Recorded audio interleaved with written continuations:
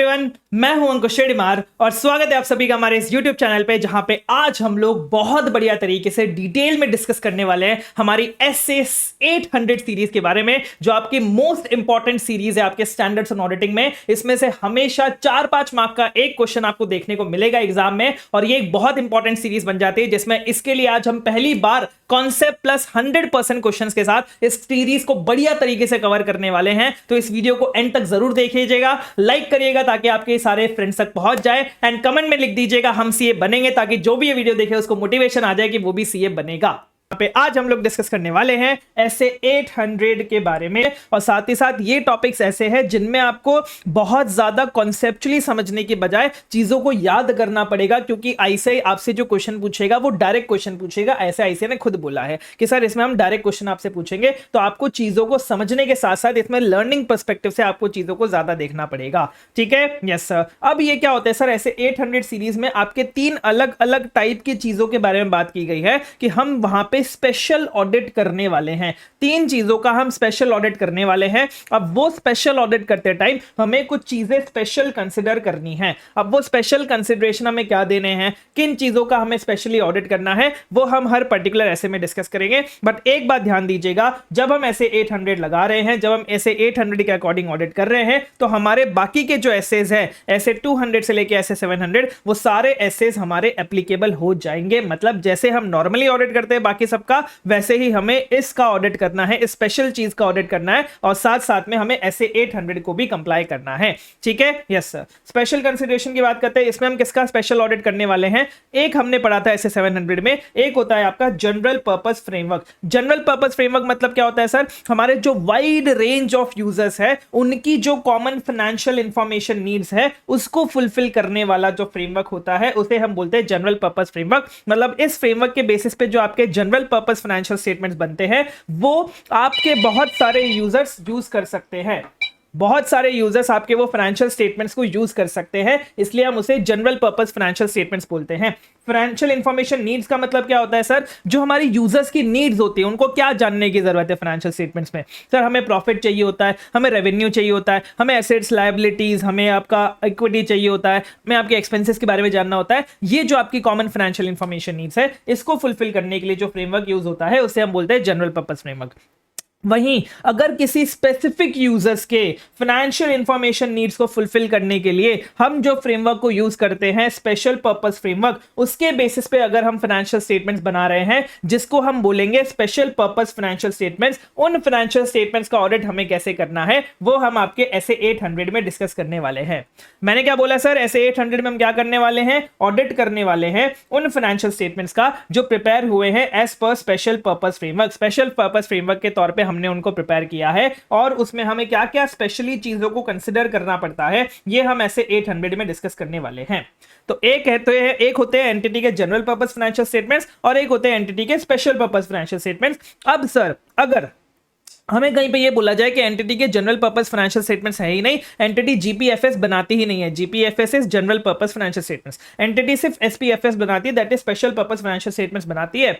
और वो जो एसपीएफएस है ना, वो एंटिटी के वेबसाइट पे ऐसे ही पड़े हुए हैं, एंटिटी के वेबसाइट पे अपलोड किए हुए हैं। तो बहुत सारे यूजर्स, स्पेसिफिक यूजर्स के अलावा भी बहुत सारे यूजर्स हमारे इस एसपीएफएस को यूज कर रहे हैं, एक्सेस कर रहे हैं। तो क्या हम इस एसपीएफएस को जीपीएफएस बोलेंगे या फिर इसको एसपीएफएस ही बोलेंगे, तो हम यहां पे बोलेंगे इसको एसपीएफएस। भले आपने कोई फाइनेंशियल स्टेटमेंट्स बनाया हो जो स्पेशल पर्पस के बेसिस पे बनाया हो, स्पेसिफिक यूजर्स के बेसिस पे बनाया हो, और भले वो फाइनेंशियल स्टेटमेंट्स आपके wide range of users use कर रहे हो, एक्सेस कर रहे हो, तो भी हम उसको स्पेशल पर्पस फाइनेंशियल स्टेटमेंट्स ही बोलेंगे। ठीक है, यस सर, ये आपके एमसीक्यू में आया था।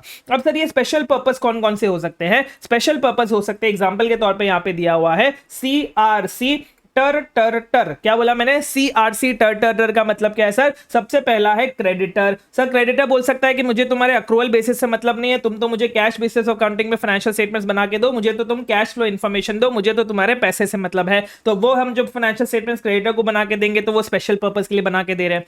दूसरा सर, हमारा जो रेगुलेटर है, सपोज सेबी, जो लिस्टेड एंटिटी के केस में रेगुलेटर होता है सेबी, सपोज सेबी खुद के प्रोविजंस बता दे कि भाई इस प्रोविजन पे तुम्हें अपनी फाइनेंशियल रिपोर्टिंग करनी है, इस प्रोविजंस के बेसिस पे तुम्हें अपने फाइनेंशियल फाइनेंशियल स्टेटमेंट्स बनाने हैं तो ये भी हमारे स्पेशल पर्पस के फाइनेंशियल स्टेटमेंट्स हो गए। और तीसरी चीज, सपोज मैं किसी के साथ कॉन्ट्रैक्ट करता हूं, सपोज बैंक से मुझे लोन लेना है, बैंक बोल रही है कि यार हमारा खुद का प्रोविजन है, इसके बेसिस पे तुम मुझे फाइनेंशियल रिपोर्टिंग बना के दो, इससे बेसिस पे तुम मुझे फाइनेंशियल स्टेटमेंट्स बना के दो, फिर मैं चेक करूंगा कि मुझे तुझे लोन देना है कि नहीं देना है। तो ये क्या है सर, एफआर प्रोविजंस आपके कॉन्ट्रैक्ट के बेसिस पे भी हो सकते हैं, जिसके बेसिस पे हमें फाइनेंशियल स्टेटमेंट्स बनाना पड़ सकता है और उसे हम बोलते हैं स्पेशल पर्पस फाइनेंशियल स्टेटमेंट्स। तो 3 एग्जांपल है आपके, CRC टर मतलब क्या, क्रेडिटर, रेगुलेटर और कॉन्ट्रैक्टर। ये हमारे होते हैं स्पेसिफिक यूजर्स जिनके लिए हमें अपना फाइनेंशियल स्टेटमेंट्स बनाना पड़ सकता है, और भी हो सकते हैं, यहां पे तो सिर्फ एग्जांपल के तौर पे दिया है। ठीक है, यस सर। अब आपका जो ऐसे 800 सीरीज आएगा, इसमें 3 कैटेगरी की चीजें अपने को देखनी है। सबसे पहली चीज, क्या ऐसा कोई एंगेजमेंट हमें एक्सेप्ट करना चाहिए कि नहीं करना चाहिए, एक्सेप्ट करने के बाद हमें उस एंगेजमेंट को कैसे प्लान करना चाहिए, कैसे परफॉर्म करना चाहिए, और फिर तीसरी चीज आएगी कि हमें उसको कैसे रिपोर्ट करना चाहिए, रिपोर्टिंग कैसे करनी है, वो यहां पे सारी चीजें दी गई हैं। तो 3 कैटेगरी के हमेशा हम टॉपिक्स डिस्कस करेंगे आपके ऐसे 800 सीरीज में। सबसे पहले हम बात करते हैं एंगेजमेंट को एक्सेप्ट करने के लिए। अब जैसे हम ऐसे 210 में देखते थे कि सर हम जो फाइनेंशियल स्टेटमेंट्स बना रहे हैं, जिस एफआरएफ के बेसिस से बना रहे हैं, वो एफआरएफ आपका एक्सेप्टेबल भी होना चाहिए, एप्लीकेबल भी होना चाहिए उस एंटिटी के अकॉर्डिंग। वही सेम चीज हम यहाँ पे देख रहे हैं कि सर यहाँ पे तो आप एक स्पेशल पर्पस फ्रेमवर्क यूज कर रहे हो, तो स्पेशल पर्पस फ्रेमवर्क यहाँ पे एक्सेप्टेबल है या फिर नहीं है। आप जो एफआरएफ यूज कर रहे हो, फाइनेंशियल रिपोर्टिंग फ्रेमवर्क यूज कर रहे हो, वो एक्सेप्टेबल है या फिर नहीं है, उसके बेसिस पे मैं एंगेजमेंट को एक्सेप्ट करूंगा। अगर एफआरएफ एक्सेप्टेबल होगा तो मैं एंगेजमेंट को एक्सेप्ट कर लूंगा, अगर एफआरएफ एक्सेप्टेबल नहीं होगा तो मैं एंगेजमेंट को एक्सेप्ट नहीं करूंगा। अब सर इसकी एक्सेप्टेबिलिटी मैं कैसे देखूंगा कि सर ये जो एफआरएफ है वो स्पेसिफिक यूजर्स के फाइनेंशियल इंफॉर्मेशन नीड्स के बेसिस पे होना चाहिए। अगर वो स्पेसिफिक यूजर्स के फाइनेंशियल इंफॉर्मेशन नीड्स को फुलफिल कर रहा है, मतलब ये एफआरएफ एक्सेप्टेबल है। ये हमारा की फैक्टर होता है ये डिसाइड करने के लिए कि एक्सेप्टेबल है या फिर नहीं है। अब एग्जांपल के तौर पे मैं आपको बताता हूं, एक होती है हमारे पास authorised standard setting organisation. Authorised standard setting organisation example के तौर पे आप मान लीजिए आईसीआई, जिसको ऑथराइज किया गया है स्टैंडर्ड्स को बनाने के लिए। अब अगर इस ऑथराइज्ड स्टैंडर्ड सेटिंग ऑर्गेनाइजेशन ने आपके एफआरएफ को बनाया है तो हम इसको एक्सेप्टेबल मानते हैं। तो हम मानते हैं कि हाँ भाई ये एफआरएफ एक्सेप्टेबल है अगर वो जो ऑर्गेनाइजेशन है, वो जो स्टैंडर्ड बनाती है, वो प्रोसेस स्टैंडर्ड बनाने का एस्टैब्लिश्ड प्रोसेस है, मतलब लिखा हुआ प्रोसेस और ट्रांसपेरेंट प्रोसेस है, मतलब सबको पता है कि वो ऑर्गेनाइजेशन स्टैंडर्ड कैसे बनाती है, तो फिर हम यहां पे एफआरएफ को एक्सेप्टेबल मानेंगे। दूसरी चीज, अगर वो एफआरएफ लॉ एंड रेगुलेशन ने आपको बोला है यूज करने के लिए तो हम इसको एक्सेप्टेबल मानते हैं, अनलेस हमारे पास कोई ऐसे इंडिकेशन हो, कंडीशन हो उल्टा दिखाने के लिए, हमें ऐसा कोई इंडिकेशन मिले कि नहीं नहीं आपको एक्सेप्टेबल नहीं मानना चाहिए, तो फिर हम एक्सेप्टेबल नहीं मानेंगे, नहीं तो हम इसको लॉ एंड रेगुलेशन वाले एफआरएफ को एक्सेप्टेबल ही मानेंगे। और तीसरी चीज कि अगर कॉन्ट्रैक्ट में आपका कोई एफआरएफ लिखा हो, जैसे यहां पे लिखा हुआ है एग्जांपल में कि कॉन्ट्रैक्ट में अगर आपका कोई एफआरएफ लिखा हुआ हो, तो अगर उसके जो एट्रीब्यूट्स है, उसके जो कैरेक्टरिस्टिक्स है, उसके जो फीचर्स है, वो सेम है आपके एक्सेप्टेबल एफआरएफ के जैसे, जो नॉर्मली आपका एफआरएफ एक्सेप्टेबल होता है, जिसको हम एक्सेप्टेबल मानते हैं, इसके जो एट्रीब्यूट्स है, इसके जो कैरेक्टरिस्टिक्स है, इसके जो फीचर्स है, और आपके कॉन्ट्रैक्ट वाले एफआरएफ के जो एट्रीब्यूट्स है, उसके जो फीचर्स है, उसके जो कैरेक्टरिस्टिक्स है, ये दोनों अगर सेम है तो फिर हम इसको भी एक्सेप्टेबल मान लेंगे, तो हम इसको भी एक्सेप्टेबल मान लेंगे। ठीक है, यस सर। अब हमने ये सारी चीजें चेक करके कर लिया कि हाँ भाई हमारा एफआरएफ तो एक्सेप्टेबल है, हम इस एंगेजमेंट को एक्सेप्ट कर सकते हैं। जैसे ही हमने एंगेजमेंट को एक्सेप्ट किया, अब इस ऑडिट को हमें प्लान करना पड़ेगा और परफॉर्म करना पड़ेगा। उसमें सबसे पहले आता है आपका एसेट 200। एसेट 200 क्या बात करता है सर, हमें पहली चीज तो ये कि हमें इंडिपेंडेंस रिक्वायरमेंट्स को फुलफिल करना है, सारी की सारी हमारी एथिकल रिक्वायरमेंट्स को फुलफिल करना है। दूसरी चीज ये कि सारे के सारे एसेट्स जितने भी हमने डिस्कस किए वो रेलेवेंट होते हैं हमारे इस ऑडिट के लिए। जो ये ऑडिट हम लोग कर रहे हैं एसपीएफएस का, इसमें सारे के सारे एसेट्स अप्लाई हो जाएंगे। अगर कोई पर्टिकुलर एसेट नॉट एप्लीकेबल है तो फिर हमें अल्टरनेटिव प्रोसीजर्स परफॉर्म करना पड़ेगा। जैसे सपोज ऐसे 505 में हमने डेटर्स को कंफर्मेशन भेजा, उनका रिप्लाई नहीं आ रहा, तो फिर हमें अल्टरनेटिव प्रोसीजर्स परफॉर्म करने पड़ सकते हैं। ठीक है, यस सर। फिर बात करते हैं हम लोग ऐसे 260 की। 260 क्या बोलता है sir, communication with TCWG. TCWG मतलब वो बंदे जिनके जो ओवरसाइट रखते हैं फाइनेंशियल रिपोर्टिंग प्रोसेस में। अब सर जो आपके टीसीडब्ल्यूजी है जीपीएफएस के, और जो आपके टीसीडब्ल्यूजी है एसपीएफएस के, ये दोनों हो सकता है अलग हो, ये हो सकता है दोनों सेम हो। तो हमें आइडेंटिफाई करना है, हमें डिटरमाइन करना है ऐसे 260 के अंदर कौन से वो एप्रोप्रिएट लोग हैं जो रिस्पॉन्सिबल है ओवरसाइट ऑफ एसपीएफएस के लिए, क्योंकि जो रिस्पॉन्सिबल है ओवरसाइट ऑफ एसपीएफएस के लिए उसे मुझे कम्युनिकेट करना पड़ेगा, उसे मुझे टीसीडब्ल्यूजी मानना पड़ेगा एज पर एसए 260। ठीक है, यस सर। नेक्स्ट पॉइंट आता है आपका एसए 320 में। 320 में हम मटीरियलिटी की बात करते हैं। सर मटीरियलिटी हम निकालते हैं जो इन्फ्लुएंस कर सकता है इकोनॉमिक डिसीजंस ऑफ जो आपके कॉमन यूजर्स है on the basis of financial statements. मतलब हम वहां पे financial information needs common users की देखते हैं कि भाई कॉमन यूजर्स जो भी है एंटिटी के, उनकी फाइनेंशियल इंफॉर्मेशन नीड्स का ध्यान रखा जाता है। लेकिन स्पेशल पर्पस फाइनेंशियल स्टेटमेंट्स में हम स्पेसिफिक यूजर्स के फाइनेंशियल इंफॉर्मेशन नीड्स का ध्यान रखते हुए मटीरियलिटी निकालते हैं। हम कॉमन यूजर्स की फाइनेंशियल इंफॉर्मेशन नहीं देखते हैं, हम स्पेसिफिक यूजर्स मतलब इंटेंडेड यूजर्स, जो हमारे यूजर्स बनने वाले हैं, जो हमें पता है कि ये यूजर्स है हमारे, उनकी फाइनेंशियल इंफॉर्मेशन नीड्स के बेसिस पे मटीरियलिटी निकालते हैं। दूसरी चीज सर, हो सकता है आपके मैनेजमेंट और यूजर्स ने दोनों ने आपस में मिलकर एक थ्रेशोल्ड एग्री कर लिया हो, एक अमाउंट एग्री कर लिया हो कि यार इसके नीचे कोई भी अमाउंट होगा ना तो वो हमारे लिए मटेरियल नहीं है, तो हम उसको करेक्ट नहीं करेंगे। ऐसा मैनेजमेंट और यूजर ने अपने डिसाइड कर लिया। तो क्या सर अगर ऐसी सिचुएशन है तो भी हमें ऐसे 320 के अकॉर्डिंग मटीरियलिटी निकालनी है? बिल्कुल, इससे आपकी रिस्पॉन्सिबिलिटी कम नहीं होती है, हमें फिर भी मटीरियलिटी निकालनी पड़ेगी एज पर ऐसे 320। एमसीक्यू में आ चुका है। सर क्यों निकालनी है? क्योंकि हमारी रिस्पॉन्सिबिलिटी होती है ऑडिट में ओपिनियन देना, हमारी रिस्पांसिबिलिटी होती है ऑडिटर्स रिपोर्ट बनाना, इसलिए हमें 320 के अकॉर्डिंग मटीरियलिटी को कैलकुलेट करनी ही पड़ेगी। सर इसको याद कैसे रख सकते हैं? 200 प्लस 60 हो गया 260, 60 हो गया इसको 320, और इससे एक और पहले जो हमारा एसए आता है 315। सर 315 में हम क्या करते हैं? उसमें हम रिस्क असेसमेंट प्रोसीजर करते हैं, उसमें हम अंडरस्टैंडिंग लेते हैं एंटिटी की। तो हमें यहां पे किसकी अंडरस्टैंडिंग लेनी है? अगर हमने जो क्या बोलते हैं एफआरएफ बनाया है, एफआरएफ लिया है, वो बेस्ड ऑन अ कॉन्ट्रैक्ट है, based on FR provisions of a contract है, तो फिर उस कॉन्ट्रैक्ट में जितने भी सिग्निफिकेंट इंटरप्रिटेशन यूज हुए हैं हमें उनकी अंडरस्टैंडिंग लेनी है। किनकी अंडरस्टैंडिंग लेनी है सर? सारे सिग्निफिकेंट इंटरप्रिटेशंस की अंडरस्टैंडिंग लेनी है। सर एक इंटरप्रिटेशन को सिग्निफिकेंट कब बोलेंगे? जब अगर हम वो इंटरप्रिटेशन को यूज नहीं करते और अगर हम कोई अनदर इंटरप्रिटेशन को अडॉप्ट कर रहे हैं, किसी और इंटरप्रिटेशन को यूज कर रहे हैं उस इंटरप्रिटेशन के अलावा, तो सर इस इंटरप्रिटेशन के बेसिस पे जो फाइनेंशियल इंफॉर्मेशन बनती और इस इंटरप्रिटेशन के बेसिस पे जो फाइनेंशियल स्टेटमेंट्स बनते, इन दोनों फाइनेंशियल स्टेटमेंट्स में मटीरियल डिफरेंस आता, तो फिर हम इस इंटरप्रिटेशन को सिग्निफिकेंट इंटरप्रिटेशन मानते। सिर्फ आपको इतना सा ध्यान रखने की जरूरत है कि सर हमें अंडरस्टैंडिंग लेनी है सिग्निफिकेंट इंटरप्रिटेशन की। इंटरप्रिटेशन को सिग्निफिकेंट इंटरप्रिटेशन कब माना जाता है? जब उसके अलावा हम कोई और इंटरप्रिटेशन को यूज करते तो हमारे फाइनेंशियल स्टेटमेंट्स में मटीरियल डिफरेंस आ जाता, छोटा मोटा डिफरेंस से मटीरियल डिफरेंस आ जाता, तो फिर हम इसे सिग्निफिकेंट इंटरप्रिटेशन मानते हैं। ठीक है, यस सर, एक बार नोट से डिस्कस कर लेते हैं क्या बोल रहा है ये। ऐसे 800 बात करता है स्पेशल कंसिडरेशन हमें देना है जब हम ऑडिट कर रहे हैं उन फाइनेंशियल स्टेटमेंट्स का जो प्रिपेयर हुए हैं एज पर स्पेशल पर्पस फ्रेमवर्क। एक होता है जनरल पर्पस फ्रेमवर्क जिसमें हम वाइड यूजर्स के कॉमन फाइनेंशियल इंफॉर्मेशन नीड्स को मीट करते हैं। एक होता है आपका स्पेशल पर्पस फ्रेमवर्क जिसमें हम स्पेसिफिक यूजर्स के फाइनेंशियल इंफॉर्मेशन नीड्स को मीट करते हैं। एग्जांपल क्या है स्पेशल पर्पस फ्रेमवर्क का? सीआरसी टर, मतलब हमें कैश बेसिस ऑफ अकाउंटिंग या फिर कैश फ्लो इंफॉर्मेशन क्रेडिटर्स को देना पड़ सकता है। हम एफआर प्रोविजन जो हमारे रेगुलेटर ने बनाया उसके बेसिस पे एफआरएफ बना सकते हैं। हम जो कॉन्ट्रैक्ट में हमारे एफआर प्रोविजंस लिखे उसके बेसिस पे हम फाइनेंशियल स्टेटमेंट्स बना सकते हैं। और ये जो आपके स्पेशल पर्पस फाइनेंशियल स्टेटमेंट्स होते हैं ये कंप्लायंस फ्रेमवर्क भी हो सकते हैं और ये फेयर प्रेजेंटेशन फ्रेमवर्क भी हो सकते हैं। आपके एमसीक्यू में आ चुका है, ध्यान रखिएगा।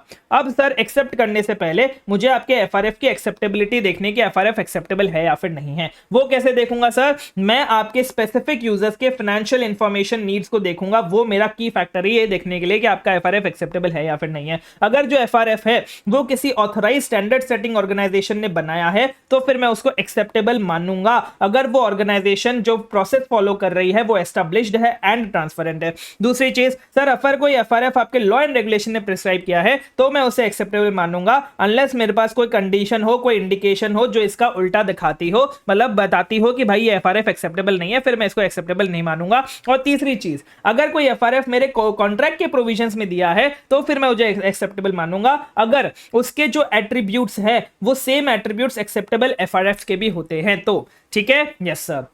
एक्सेप्ट करने के बाद जब मैं प्लान कर रहा हूं, परफॉर्म कर रहा हूं ऑडिट को, तो ऐसे 200 बोलता है कि सर मुझे एथिकल रिक्वायरमेंट्स के साथ कंप्लाई करना है इंक्लूडिंग इंडिपेंडेंस एंड सारे के सारे ऐसे रेलेवेंट होते हैं मेरी ऑडिट के लिए। अगर कोई पर्टिकुलर ऐसे या फिर उसकी रिक्वायरमेंट रेलेवेंट नहीं है, एप्लीकेबल नहीं है, तो फिर मुझे अल्टरनेटिव प्रोसीजर्स परफॉर्म करने चाहिए। और यही सेम चीज आपके ऐसे 805 में भी आ जाएगी, ऐसे 810 में भी आ जाएगी जो आने वाले एसेस है।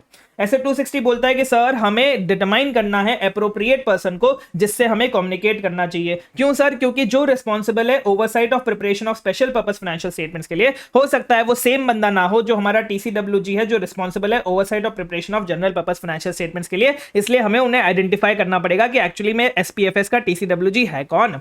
नेक्स्ट हम बात करते हैं 315 में क्या है सर, अगर हमारे जो फाइनेंशियल स्टेटमेंट्स है वो based on FR provisions of contract बने हैं, तो फिर हमें अंडरस्टैंडिंग लेनी है significant interpretation of the contract की। जो भी सिग्निफिकेंट इंटरप्रिटेशन मैनेजमेंट ने यूज किया अपने कॉन्ट्रैक्ट में, उसकी अंडरस्टैंडिंग मुझे लेनी है। सर इंटरप्रिटेशन को सिग्निफिकेंट कब मानते हैं, जब अगर हम कोई अनदर रीजनेबल इंटरप्रिटेशन को अडॉप्ट कर लेते तो हमारे जो फाइनेंशियल स्टेटमेंट्स बनते उसमें मटीरियल डिफरेंस आ जाता, तो फिर हम इस इंटरप्रिटेशन को सिग्निफिकेंट इंटरप्रिटेशन मानेंगे।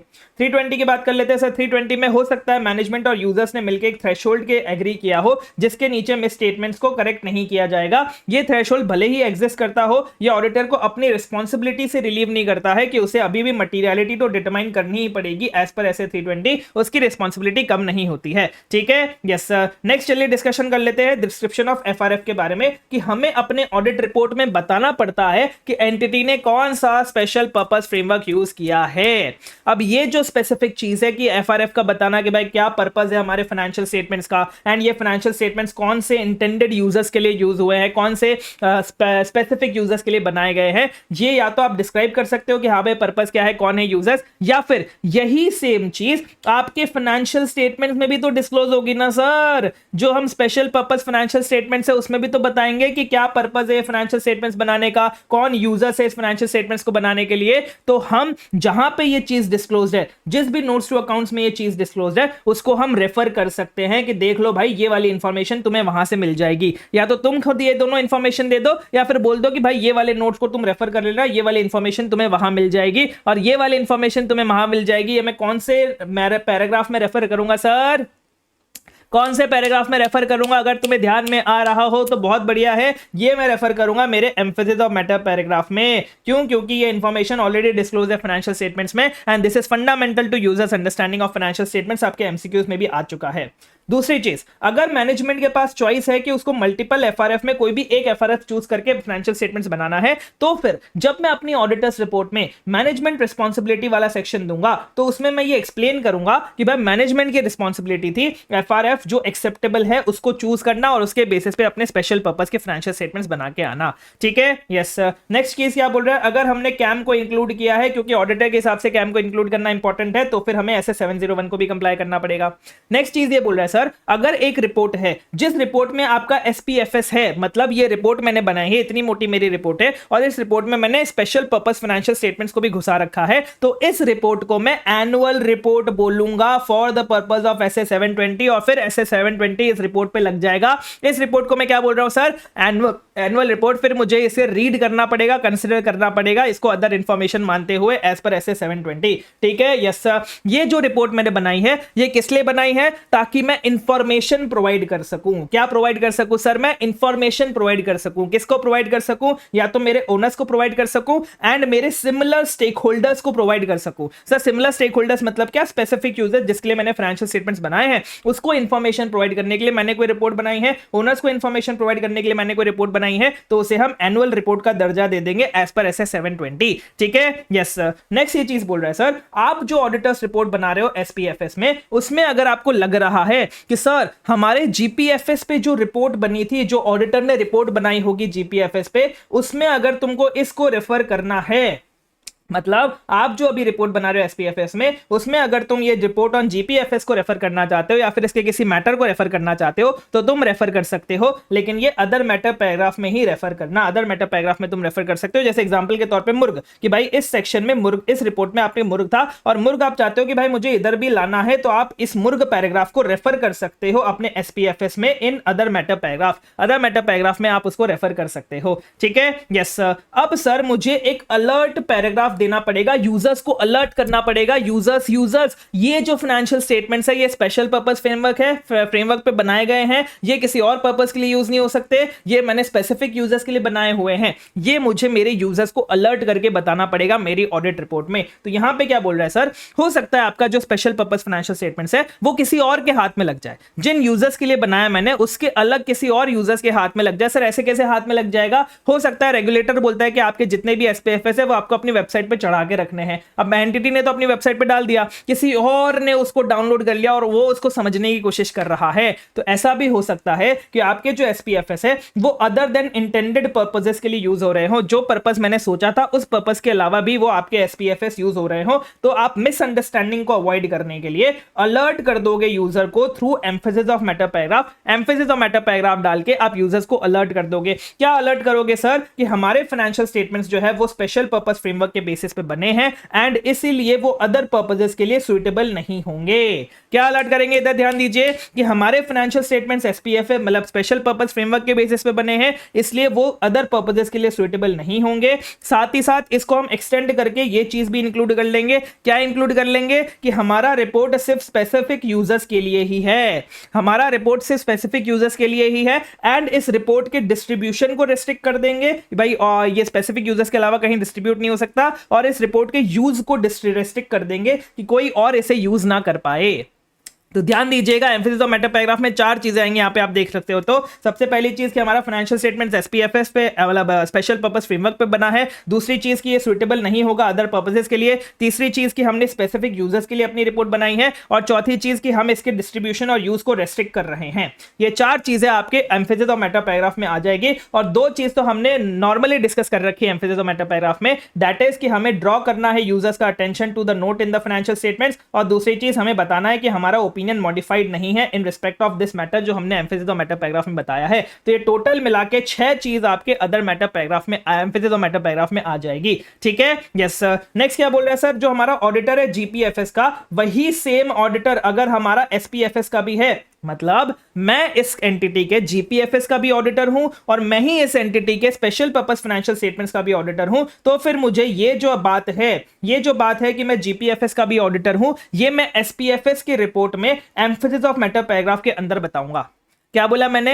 ये जो बात है कि मैं GPFS का भी ऑडिटर हूं, ये मैं SPFS की रिपोर्ट में एम्फेसिस ऑफ मेटा पैराग्राफ के अंदर बताऊंगा। ये आपके पास एक अमेंडमेंट था, लेकिन वो अमेंडमेंट को गलत इंटरप्रेट कर लिया गया है। आपके क्वेश्चन में मैं आपको अमेंडमेंट क्या है वो बताता हूं। देखो यहां पे क्या हुआ है सर, यहां पे हमारी ये ललिता ऑडिटर है कंपनी की, मतलब वो GPFS का ऑडिट करती है। उसको बोला गया कि आपको ऑडिट करना है उन फाइनेंशियल स्टेटमेंट्स का जो प्रिपेयर हुए हैं based on the loan agreement. Loan agreement के रिक्वायरमेंट को मीट करने के लिए हमने एक फाइनेंशियल स्टेटमेंट्स बनाए हैं, उनका भी आपको ऑडिट करना है। मतलब हमने जो फाइनेंशियल स्टेटमेंट्स बनाए हैं वो स्पेशल पर्पस के लिए बनाए हैं। आप ऑडिटर हो जनरल पर्पस के, और आपने फाइनेंशियल स्टेटमेंट्स जो बनाए हैं वो स्पेशल पर्पस पे बनाए हैं। तो उसने बोला ठीक है मैं ये काम एक्सेप्ट कर लेती हूं, और उसने सोचा कि मैं इस फैक्ट को डिस्क्लोज कर दूंगी एम्फेसिस ऑफ मेटा पैराग्राफ में। अब बताइए उसका अप्रोच प्रॉपर है या फिर नहीं है? तो हम बोलेंगे सर उसका अप्रोच प्रॉपर है, कोई बार नहीं है, कोई लिमिटेशन नहीं है कि अगर आप ऑडिटर अगर आप क्या बोलते हैं इस एंटिटी का जनरल पर्पस फाइनेंशियल स्टेटमेंट्स का ऑडिट कर रहे हो तो फिर आप उसको स्पेशल पर्पस का भी ऑडिट एक्सेप्ट कर सकते हैं, उसमें कोई लिमिटेशन वाली बात नहीं है। साथ ही साथ आप इस मैटर को एम्फेसिस ऑफ मेटा पैराग्राफ में भी दिखाना चाह रहे थे, तो ये बिल्कुल सही है,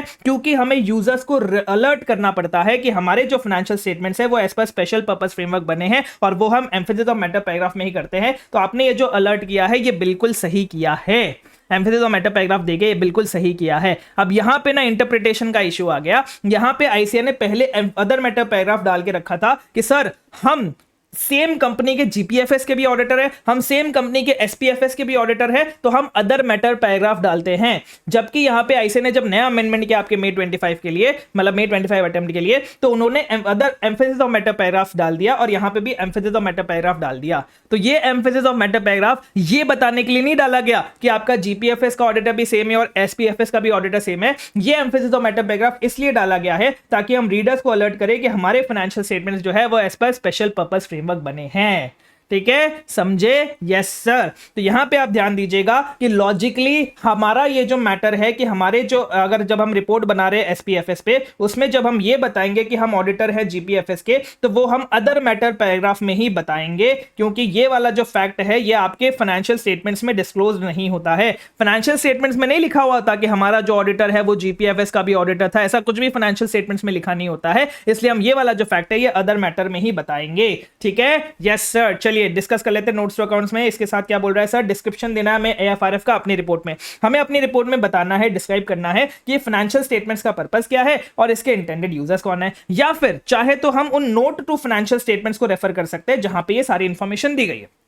दूसरी चीज, अगर मैनेजमेंट के पास चॉइस है मल्टीपल एफआरएफ की, तो हमें एक्सप्लेन करना पड़ेगा मैनेजमेंट रिस्पांसिबिलिटी के सेक्शन में कि उनकी रिस्पांसिबिलिटी है ये डिटरमाइन करना कि जो एफआरएफ यूज किया जा रहा है वो एक्सेप्टेबल है। तीसरी चीज, अगर हमने कैम कम्युनिकेट किया है एसपीएफएस की रिपोर्ट में, तो फिर SS701 भी अप्लाई हो जाएगा। चौथी चीज, अगर कोई रिपोर्ट है जिसमें एसपीएफएस है, वो रिपोर्ट हम इसलिए बना रहे ताकि हम इंफॉर्मेशन दे सके हमारे ओनर्स को और सिमिलर स्टेक होल्डर्स को, तो उस रिपोर्ट को हम एनुअल रिपोर्ट बोलेंगे as per SS720। Sir similar stake holders का मतलब क्या होता है? सिमिलर स्टेक होल्डर्स मतलब वो स्पेसिफिक यूजर्स जिनकी फाइनेंशियल इंफॉर्मेशन नीड्स ये हमारे एसपीएफएस से फुलफिल हो रही है, मतलब जिनके लिए हम ये एसपीएफएस बना रहे हैं उसे हम बोलते हैं सिमिलर स्टेक होल्डर्स। अब जब अगर हम मैं ऐसी रिपोर्ट प्लान कर रहा हूं इशू करने के लिए, एंटिटी बोल रही है कि हम कोई ऐसी रिपोर्ट भी इशू करेंगे, तो फिर हमारा SS720 भी अप्लाई हो जाएगा जो हमने जस्ट इससे पहले पढ़ा हुआ है। ठीक है, यस सर। लास्ट चीज ये बोल रहे हैं कि अगर आपकी जो रिपोर्ट है एसपीएफएस में, उसमें अगर आपको रेफर करना है to report on complete set of GPFS, तो फिर आप उसको रेफर कर सकते हो, लेकिन जो आप रेफर करोगे वो अदर मैटर पैराग्राफ में करना है, एम्फेसिस ऑफ मैटर पैराग्राफ में नहीं करना है।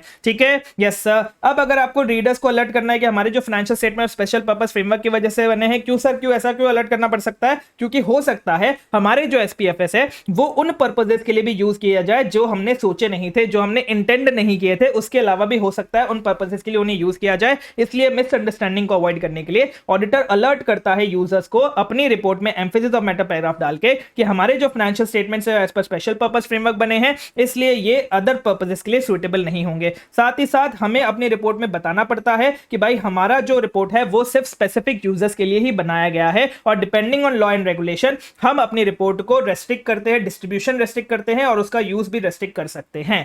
ठीक है, ये जो मैंने बताया ये is an extension of this paragraph, emphasis of matter paragraph के अंदर ही मैं बताता हूं। ठीक है, यस सर। लास्ट चीज ये बोल रहा है कि अगर आपके ऑडिटर ने ऑडिट किया है सेम एंटिटी के जीपीएफएस को, तो हम उसको एम्फेसिस ऑफ मैटर पैराग्राफ में बताएंगे, लेकिन हमने लॉजिकली समझा हुआ है कि इसको हम अदर मैटर पैराग्राफ में ही बताएंगे। तो यहां पे अगर आप चाहें, अगर आपको डिस्क्रिप्टिव क्वेश्चन आए तो वहां पे आप other matter paragraph, emphasis of matter paragraph दोनों लिख के आ जाइएगा, दोनों ड्राफ्ट करके आ जाइएगा। ठीक है, यस सर। चलिए क्वेश्चन करते हैं। क्वेश्चन नंबर 120, 121, 119 तो हमने अभी कर लिया, ये जो सभी जो अपन ने किया यहां भाई सही है, आप कर सकते हो, जीपीएफएस का भी ऑडिट कर सकते हो, एसपीएफएस का भी ऑडिट कर सकते हो। दूसरा ये बोल रहा है सर कुछ ऐसे सर्कमस्टेंसेस होते हैं जहां पे हमें emphasis of matter paragraph mandatorily देना ही होता है। आप बताइए, जब आप स्पेशल पर्पस फाइनेंशियल स्टेटमेंट्स का ऑडिट कर रहे हैं तो कौन सी ऐसी सिचुएशन है जहां पे emphasis of matter paragraph mandatorily देना ही पड़ता है? तो हमने अभी पढ़ा हुआ है सर, हमें एम्फेसिस ऑफ मैटर पैराग्राफ क्यों देना पड़ता है? ये बताने के लिए कि भाई हमारे रिपोर्ट अलर्ट करने के लिए यूजर्स को कि हमारे जो फाइनेंशियल स्टेटमेंट्स है वो स्पेशल पर्पस फ्रेमवर्क के अकॉर्डिंग बने हैं, इसीलिए वो फाइनेंशियल स्टेटमेंट्स किसी अनदर पर्पसेस के लिए सूटेबल नहीं हो सकते, और ये हमें एप्रोप्रिएट हेडिंग के अंदर देना है। जो स्पेशल क्यों सर ऐसा क्यों होता है? क्योंकि स्पेशल पर्पस फाइनेंशियल स्टेटमेंट्स को उन पर्पसेस के लिए भी यूज किया जा सकता है जिसके लिए हमने सोचा नहीं था। कैसे यूज किया जा सकता है? क्योंकि रेगुलेटर बोल सकता है कि आप अपनी वेबसाइट पे वो स्पेशल पर्पस फाइनेंशियल स्टेटमेंट्स रखो और वो कोई और डाउनलोड कर लेगा और अपने पर्पसेस के लिए यूज कर लेगा। तो इस मिसअंडरस्टैंडिंग को अवॉइड करने के लिए हम ऐसा बोल सकते हैं कि भाई ये सूटेबल पर्पसेस के लिए नहीं है, अनदर कोई भी पर्पस के लिए सूटेबल नहीं होगा। दूसरी चीज, हमें रेस्ट्रिक्शन करना है डिस्ट्रीब्यूशन और यूज पे। तो इन एडिशन टू ये वाला जो पैराग्राफ डाला उसके एडिशन में हो सकता है कि हम इंडिकेट कर दे हमारी रिपोर्ट में कि ये रिपोर्ट सिर्फ स्पेसिफिक यूजर्स के लिए ही बनाई गई है। एंड दूसरी चीज, depending on law and regulation मैं इस रिपोर्ट के डिस्ट्रीब्यूशन के एंड यूज को रेस्ट्रिक्ट कर सकता हूं। इस सर्कमस्टेंसेस में क्या होगा सर, ये जो ऊपर वाला एम्फेसिस ऑफ मैटर पैराग्राफ है इसको मैं एक्सपांड कर दूंगा इन अदर मैटर्स को इंक्लूड करने के लिए, और अपनी हेडिंग को मॉडिफाई कर दूंगा। कैसे हेडिंग को मॉडिफाई करूंगा वो हम यहां पे अभी डिस्कस करते हैं। यहां पे क्या हुआ सर, हमारी ये जो रिपोर्ट बन रही है वो उन फाइनेंशियल स्टेटमेंट्स पे बन रही है जो FR provisions of a contract के बेसिस पे बने हैं, मतलब हमें समझना पड़ेगा कि ये स्पेशल पर्पस फ्रेमवर्क के बेसिस पे बनी है। दूसरा, हम ड्रॉ करना चाहते हैं अटेंशन ड्राफ्ट ऑडिट रिपोर्ट में उन note A to the financial statements को जहां पे हमारा बेसिस ऑफ अकाउंटिंग डिस्क्राइब किया गया है, मतलब जहां पे बताया गया है हमारे नोट टू फाइनेंशियल स्टेटमेंट्स में ये हमारा जो फाइनेंशियल स्टेटमेंट्स का बेसिस ऑफ अकाउंटिंग क्या है, हमने कैसे ये फाइनेंशियल स्टेटमेंट्स को बनाया है, उस नोट को हमें रेफर करना है। अब अगर कोई चीज फाइनेंशियल स्टेटमेंट्स में ऑलरेडी डिस्क्लोज है, उससे अगर मुझे रेफर करना है तो मैं कहां रेफर करूंगा? मैं एम्फेसिस ऑफ मैटर पैराग्राफ में उसको रेफर करके चलूंगा। तो अब पहली चीज ये पूछ रहा है कैसे हम ये इंश्योर कर सकते हैं कि हमारी रिपोर्ट का मिसयूज ना हो, और दूसरी चीज हमें सुटेबल पैराग्राफ ड्राफ्ट करना है। सर कैसे हम इंश्योर कर सकते हैं मिसयूज ना हो? तो हम बता सकते हैं लोगों को कि ये जो रिपोर्ट है वो हमने स्पेसिफिक यूजर्स के लिए ही बनाई है। ये कैसे बताएंगे sir? Depending on law and regulation मैं अपनी रिपोर्ट का डिस्ट्रीब्यूशन और यूज को रेस्ट्रिक्ट कर सकता हूं। ये करने के लिए मुझे एम्फेसिस ऑफ मैटर पैराग्राफ को एक्सपांड करना पड़ेगा इन मैटर्स को इंक्लूड करने के लिए। अब सर हम ड्राफ्ट करते हैं वो एम्फेसिस ऑफ मैटर पैराग्राफ। वो एम्फेसिस ऑफ मैटर पैराग्राफ की हेडिंग क्या होगी सर? सबसे पहला होगा बेसिस ऑफ अकाउंटिंग। ये जो हमारा बेसिस ऑफ अकाउंटिंग यहां पे लिखा हुआ है ना, under the heading basis of accounting, ये आ गया। और दूसरी चीज इसको हमने एक्सपांड कर दिया restriction on distribution and use करने के लिए। हमारे डिस्ट्रीब्यूशन और यूज पे रेस्ट्रिक्शन लगाने के लिए हमने इसको एक्सपांड कर दिया, तो इसकी पूरी हेडिंग ये आ जाएगी। पहली चीज हम क्या करते हैं, हम पहले ड्रॉ करते हैं अटेंशन को, लेकिन इन्होंने लिख दिया विदाउट मॉडिफाइंग आवर ओपिनियन। अब ये आप यहां तो यहां पे लिख दो, या फिर आप लास्ट में लिखते थे ना other matter emphasis of matter paragraph में कि our opinion is not modified in respect of the above matter emphasise, वैसे करके आप यहां लास्ट पे भी लिख सकते हो। इन्होंने स्टार्टिंग में लिख दिया। दूसरी चीज हम क्या करते थे, नोट को ड्रॉ करते थे, उन पे अटेंशन ड्रॉ करते थे, नोट को रेफर करते थे। तो we draw attention to note two A to the financial statements, जहां पे बताया गया हमारी बेसिस ऑफ अकाउंटिंग के बारे में। तो हम क्या बोलेंगे कि भाई एसपीएफ पे बनी है, तो हम बोलेंगे द फाइनेंशियल स्टेटमेंट्स जो है वो हमने प्रिपेयर किए हैं हमारे एफआर प्रोविजंस ऑफ कॉन्ट्रैक्ट के बेसिस पे। हमने एफआर प्रोविजंस ऑफ कॉन्ट्रैक्ट के बेसिस पे फाइनेंशियल स्टेटमेंट्स बनाए हैं। दूसरी चीज, इसीलिए ये फाइनेंशियल स्टेटमेंट्स किसी अदर पर्पस के लिए सुटेबल नहीं होंगे। तीसरी चीज, ये जो फाइनेंशियल स्टेटमेंट्स बनाए हैं वो मैंने स्पेसिफिक यूजर्स के लिए बनाए हैं, और यहां पे मैंने स्पेसिफिक यूजर्स का नाम लिख दिया, that is X limited and Y limited. और चौथी चीज मैं बता दूंगा कि सर ये जो मेरे रिपोर्ट है ये हमारे किसी और को डिस्ट्रीब्यूट भी नहीं होने चाहिए और किसी और के द्वारा यूज भी नहीं होने चाहिए other than our specific users. इन स्पेसिफिक यूजर्स के अलावा ये रिपोर्ट किसी को देने भी नहीं दिए जाने चाहिए, मतलब मैनेजमेंट ये रिपोर्ट बांटेगी नहीं किसी और को, और ना ही कोई और पार्टी इसको यूज कर सकता है other than X limited and Y limited. ये चार चीजें मैंने अपने एम्फेसिस ऑफ मैटर पैराग्राफ में बता दी, और दो चीज तो हम बेसिक बताते ही है कि हमारा ओपिनियन मॉडिफाइड नहीं है, और रेफर करते हैं जो हमारा नोट है फाइनेंशियल स्टेटमेंट्स में उसको। ठीक है, यस सर, ये था हमारा पूरा ऐसे 800 स्पेशल पर्पस फाइनेंशियल स्टेटमेंट्स के बारे में। आई होप आपको सारी चीजें क्लियर हो गई होंगी। लास्ट में जाते जाते मैं ये कहना चाहूंगा कि हमारा ऑडिट जैसे चेंज होता है, जैसे जैसे हमारा पर्पस चेंज होता है, वैसे वैसे हमें अपनी स्ट्रैटेजी भी चेंज करनी चाहिए। हम 11-12 की स्ट्रैटेजी यहां पे नहीं लगा सकते हैं। This is a professional exam, हमें एक्यूरेसी पे बहुत ज्यादा फोकस देके चलना पड़ेगा, मल्टीपल रिविजन्स को बहुत ज्यादा फोकस देके चलना पड़ेगा। आज हम लोग डिस्कस करने वाले हैं ऐसे 805 के बारे में। सर हमने ऐसे 800 में डिस्कस किया था स्पेशल पर्पस फाइनेंशियल स्टेटमेंट्स के बारे में, और हमें इतना बताया कि भाई ऐसे 800 सीरीज में आपके कुछ स्पेशल चीजों की ऑडिट की बात चल रही है। सर यहां पे हम कौन सी स्पेशल चीज की बात कर रहे हैं? तो सर अभी तक हमने जितना भी ऑडिट किया है वो पूरे के पूरे कंप्लीट फाइनेंशियल स्टेटमेंट्स का ऑडिट किया है, जिसमें आपके पीएनएल होते हैं, बैलेंस शीट होती है, कैश फ्लो स्टेटमेंट होता है, statement of changes in equity होता है, और नोट्स होते हैं। ये हमने पूरा complete set of financial statements का ऑडिट किया है, जितना भी अभी तक हमने किया है। लेकिन इस पर्टिकुलर ऐसे 805 में हम किसी या तो स्पेसिफिक सिंगल फाइनेंशियल स्टेटमेंट्स का ऑडिट करने वाले हैं। सिंगल फाइनेंशियल स्टेटमेंट्स का मतलब क्या होता है? आपका कैश फ्लो स्टेटमेंट, या फिर सिर्फ पीएनएल का ऑडिट करना, सिर्फ बैलेंस शीट का ऑडिट करना, सिर्फ statement of changes in equity का ऑडिट करना, उसे हम बोलते हैं सिंगल फाइनेंशियल स्टेटमेंट, जिसको हम प्यार से बोलेंगे एसएफएस। या फिर हम किसी स्पेसिफिक एलिमेंट, अकाउंट्स या फिर आइटम्स ऑफ फाइनेंशियल स्टेटमेंट्स का ऑडिट करने वाले हैं। जैसे मैंने बोला कि एंटिटी मुझे बोल रही है कि तुम कैश का ऑडिट कर दो, सिर्फ तुम ट्रेड रिसीवेबल्स का ऑडिट कर दो, तुम सिर्फ किसी डिस्क्लोजर्स में कोई कंटिंजेंट लायबिलिटी का डिस्क्लोजर का ऑडिट कर दो, तुम सिर्फ मेरे पीपीई का ऑडिट कर दो, तुम मेरे सिर्फ क्रेडिटर का ही ऑडिट कर दो, तो उससे हम बोलते हैं स्पेसिफिक एलिमेंट, अकाउंट्स या आइटम्स ऑफ फाइनेंशियल स्टेटमेंट्स का ऑडिट, जिसको हम प्यार से बोलेंगे एसईएफएस। मतलब इस पर्टिकुलर ऐसे 805 में हम पूरे फाइनेंशियल स्टेटमेंट्स का ऑडिट नहीं कर रहे हैं, हम एसएफएस का ऑडिट कर रहे हैं या फिर एसईएफएस का ऑडिट कर रहे हैं, तब आपका ये ऐसे 805 लग जाएगा।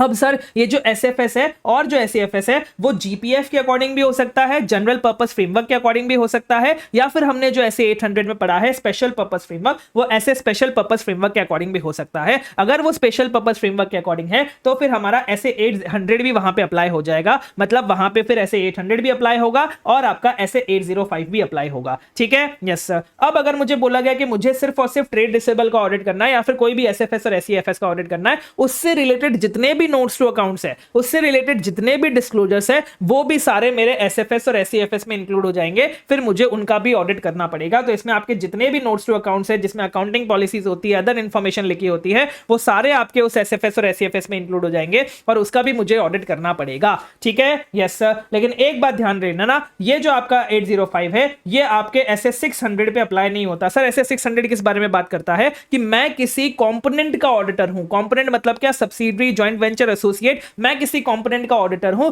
और मुझे जो रिपोर्ट बनानी है वो मेरे होल्डिंग कंपनी के ऑडिटर ने बोली है मुझे बनाने के लिए, जिसे हम प्रिंसिपल ऑडिटर बोलते हैं। उसने मुझे कोई रिपोर्ट बोली है बनाने के लिए और मैं वो रिपोर्ट बना रहा हूं, तो फिर हम इसे S805 उस पे अप्लाई नहीं होता, उस पे आपका SS600 अप्लाई होता है। ठीक है, यस सर। अब 3 कैटेगरी जो हमने बोला था हम डिस्कस करेंगे SS800 सीरीज में। दैट इज सबसे पहले एंगेजमेंट को एक्सेप्ट कैसे करना है, दूसरा सर हम इस एंगेजमेंट को प्लान और परफॉर्म कैसे करने वाले हैं, और तीसरा हमें इस पे ओपिनियन और रिपोर्ट कैसे बनानी है। ठीक है, सबसे पहले हम बात करते हैं एंगेजमेंट को एक्सेप्ट करने के लिए। तो सर सबसे पहली चीज हमें सारे के सारे एसेस को अप्लाई करना पड़ेगा, देखना पड़ेगा कि हम सारे के सारे एसेस को कंप्लाई कर सकते हैं क्या, सारे के सारे जितने भी रेलेवेंट एसे उनके साथ कंप्लाई कर सकते हैं कि नहीं कर सकते।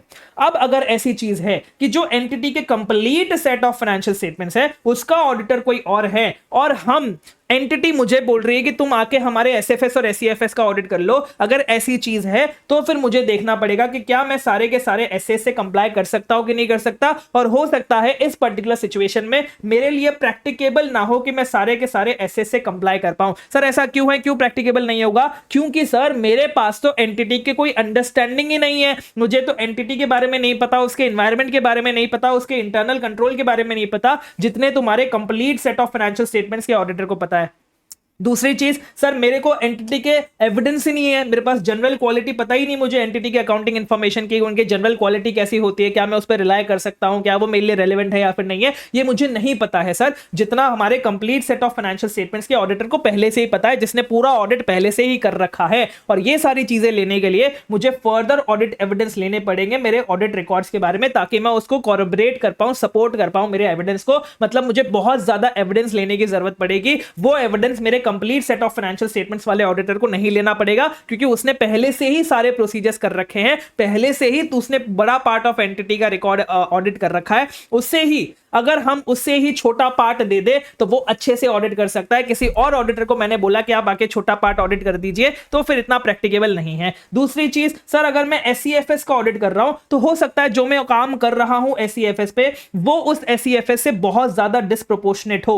डिस्प्रोपोर्शनेट हो इसका एग्जांपल क्या है सर, मैं ट्रेड रिसीवेबल का ऑडिट करने के लिए मुझे बुलाया गया है एससीएफएस में। ट्रेड रिसीवेबल का ऑडिट करने के लिए मुझे पहले एंटिटी का गोइंग कंसर्न का भी इवैल्यूएशन करना पड़ेगा, और वो गोइंग कंसर्न का इवैल्यूएशन करना इतना बड़ा काम होता है ना सर, जो ट्रेड रिसीवेबल का ऑडिट करने के लिए इतना इंपॉर्टेंट भी नहीं है, मतलब इतना रेलेवेंट नहीं है, इतना डिस्प्रोपोर्शनेट काम है, इतना बड़ा काम है इतने से छोटे अकाउंट को ऑडिट करने के लिए। वहीं अगर कोई कंप्लीट सेट का ऑडिटर आ जाए जिसने ऑलरेडी गोइंग कंसर्न का असेसमेंट करा होगा कंप्लीट सेट का ऑडिट करने के लिए, वो अगर ट्रेड रिसीवेबल का ऑडिट करता है तो उसके लिए आसानी से हो जाएगा, उसको वापस से गोइंग कंसर्न का असेसमेंट करने की जरूरत नहीं पड़ेगी, क्योंकि ऑलरेडी उसने कर रखा होगा। ठीक है, तो ये सारे रीजंस की वजह से हो सकता है कि मैं अगर एंटिटी बोल रही है एसएफएस और एससीएफएस का ऑडिट करने के लिए, जबकि मैंने उनके complete set of financial statements का ऑडिट नहीं किया है, तो फिर मेरे लिए प्रैक्टिकेबल नहीं होगा वो एसएफएस और एससीएफएस का ऑडिट करना। और अगर प्रैक्टिकेबल नहीं है तो फिर मैं मैनेजमेंट के साथ डिस्कस करूंगा कि आप मुझे कोई और टाइप ऑफ एंगेजमेंट दे दीजिए, कोई अनदर टाइप ऑफ एंगेजमेंट दे दीजिए। जैसे एग्जांपल के तौर पे आप मुझसे एग्रीड अपॉन प्रोसीजर करवा लीजिए, हम दोनों एग्री कर लेते, मैं वो प्रोसीजर परफॉर्म कर लेता हूं एज पर एसआरएस 4400, वो हम डिस्कस करेंगे बाद में कि भाई आप कोई अनदर टाइप ऑफ एंगेजमेंट दे दीजिए, लेकिन मैं ऑडिट तो नहीं कर सकता, मेरे लिए प्रैक्टिकेबल नहीं है ऑडिट करना। सबसे पहली चीज हम एक्सेप्ट ही नहीं करेंगे इस एंगेजमेंट को। दूसरी चीज हम देखेंगे एफआरएफ की एक्सेप्टेबिलिटी को, कि जिस एफआरएफ के बेसिस पे आपने एसएफएस और एससीएफएस बनाया वो एक्सेप्टेबल है या फिर नहीं है। कैसे देखेंगे सर, उस एफआरएफ को फॉलो करके जो मेरे एडिक्वेट डिस्क्लोजर्स आने वाले हैं, क्या वो इतने एडिक्वेट हैं कि मेरे यूजर्स मेरी इंफॉर्मेशन को समझ पाए और उसके इफेक्ट को समझ पाए, एसएफएस की इंफॉर्मेशन को समझ पाए और एसएफएस के इफेक्ट को समझ पाए। फर्दर जो एफआरएफ मेरे ऑथराइज स्टैंडर्ड सेटिंग ऑर्गेनाइजेशन ने बनाया है for complete set of financial statements, कि हमारी जो ऑथराइज स्टैंडर्ड सेटिंग ऑर्गेनाइजेशन है उन्होंने complete set of financial statements के लिए कोई एफआरएफ बनाया है, उसको भी हम एक्सेप्टेबल मान सकते हैं जब हमारा जो एसएफएस और एससीएफएस है उसमें जो जनरल पर्पस फ्रेमवर्क है उसके अगर सारे के सारे रिक्वायरमेंट्स इस एफआरएफ में मीट हो रहे हो, तो फिर हम इस एफआरएफ को भी एक्सेप्टेबल मान सकते हैं। जैसे एग्जांपल के तौर पे सर हमारे ऑथराइज स्टैंडर्ड सेटिंग ऑर्गेनाइजेशन ने शेड्यूल 3 बनाया है। शेड्यूल 3 में आपके complete set of financial statements की बात होती है, उसमें इंडिविजुअली आपकी बात नहीं होती कि अच्छा सिर्फ अगर बैलेंस शीट का ऑडिट बैलेंस शीट बनाने तो क्या करेंगे, सिर्फ अगर पीएनएल बनाना है तो क्या करेंगे, उसमें सबकी बात होती है। तो हम क्या कर रहे हैं सर, उसमें से अगर मुझे बैलेंस शीट का ऑडिट करना है तो मैंने बैलेंस शीट के रिक्वायरमेंट्स ले लिए और वो बैलेंस शीट के बेसिस पे मैंने एसएफएस बना दिया, बैलेंस शीट बना दिया और फिर मुझे उसका ऑडिट करना है। तो ऐसा भी कर सकते हैं, ऐसा भी एक्सेप्टेबल है अगर उसमें सारी रिक्वायरमेंट्स है हमारे जनरल पर्पस फ्रेमवर्क की। ठीक है, यस सर। नेक्स्ट, ये तो हमने देख लिया कि अगर है एफआरएफ एक्सेप्टेबल है तो फिर हम एंगेजमेंट को एक्सेप्ट कर लेंगे। एक्सेप्ट करने के बाद हमें ये ऑडिट को प्लान करना पड़ेगा, परफॉर्म करना पड़ेगा। तो हमें सारे के सारे एसेस जो भी रेलेवेंट है उनको अडॉप्ट करना पड़ेगा। स्पेशली यहाँ पे 3 एसेस की बात हो रही है, एसे 240 फ्रॉड, एसे 550 रिलेटेड पार्टी और एसे 570 गोइंग कंसर्न। क्योंकि ऐसा हो सकता है जिस एसईएफएस का मैं ऑडिट कर रहा हूं उसमें मटीरियल मिसस्टेटमेंट हो due to fraud, due to related party transaction, या फिर क्योंकि मेरा इनकरेक्ट एप्लीकेशन है going concern basis of accounting का। तो इसलिए मुझे ये पर्टिकुलर एसेस तो बहुत ध्यान से देखने पड़ेंगे और बाकी सारे एसेस भी मुझे रेलेवेंट कितने हैं वो देखना पड़ेगा। नेक्स्ट हम बात करते हैं एसे 260 की, जो हमने सेम बात करी एसे 800 में, कि सर मुझे ये आइडेंटिफाई करना पड़ेगा कौन से वो एप्रोप्रिएट लोग हैं जिनके पास रिस्पांसिबिलिटी है ओवरसाइट ऑफ एसएफएस और एसईएफएस करने की। क्योंकि हो सकता है वो बंदे हमारे जीपीएफएस के ओवरसाइट वाले रिस्पांसिबल बंदों से अलग हो, इसलिए मुझे डिटरमाइन करना पड़ेगा कि टीसीडब्ल्यूजी कौन है जिसको मुझे कम्युनिकेट करने की जरूरत है। नेक्स्ट, ऑडिट एविडेंस की बात करूं कि सर अब तो आपको पता चल गया कि भाई complete set of financial statements का ऑडिटर ही हमारे एसएफएस और एसईएफएस का ऑडिट करेगा। अब जब मैं complete set of financial statements का ऑडिट कर रहा था वहां पे मुझे बहुत सारे ऑडिट एविडेंस मिल गए आपके एसएफएस और एसईएफएस के बारे में, तो मैं वो ऑडिट एविडेंस को भी यूज कर सकता हूं। बस इतना ध्यान रखिएगा कि आप जिस एफएसएस और एफएफएस और एसईएफएस का ऑडिट कर रहे हैं वो उस पर आपको sufficient and appropriate audit evidence लेनी है। तो अगर ये एविडेंस उसके लिए sufficient and appropriate audit evidence नहीं है तो फिर आपको और प्रोसीजर्स भी परफॉर्म करने पड़ सकते हैं sufficient and appropriate audit evidence लेने के लिए। ठीक है, यस सर।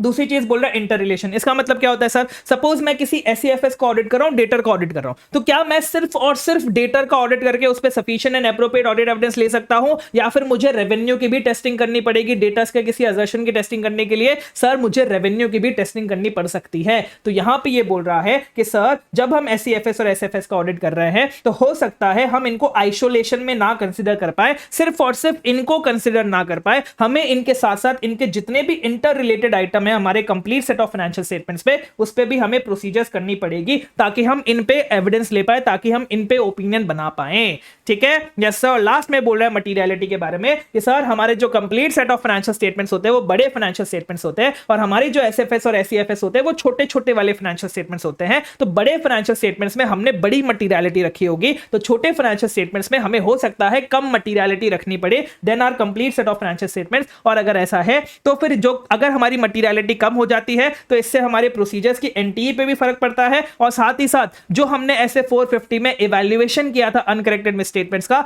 वो हमें वापस से करना पड़ेगा। सर वापस से क्यों करना पड़ेगा? क्योंकि सर जब हम complete set of financial statements का ऑडिट कर रहे थे तो उसमें जब मैं ऐसे 450 लगा रहा था तो मटीरियलिटी ज्यादा थी, तो मैंने ये सारे मिसस्टेटमेंट्स को हवा में जाने दिया होगा। लेकिन अब मैं कर रहा हूं एसएफएस और एसईएफएस का ऑडिट, अब मेरी मटीरियलिटी कम हो गई है, तो अब इन मिसस्टेटमेंट्स को भी मुझे मटीरियल मानना पड़ेगा, अनकरेक्टेड मिसस्टेटमेंट्स को उससे करेक्ट करवाना पड़ेगा एज पर ऐसे 450। ठीक है, यस सर। चलिए एक बार नोट से डिस्कस कर लेते हैं हमने अभी तक क्या पढ़ लिया।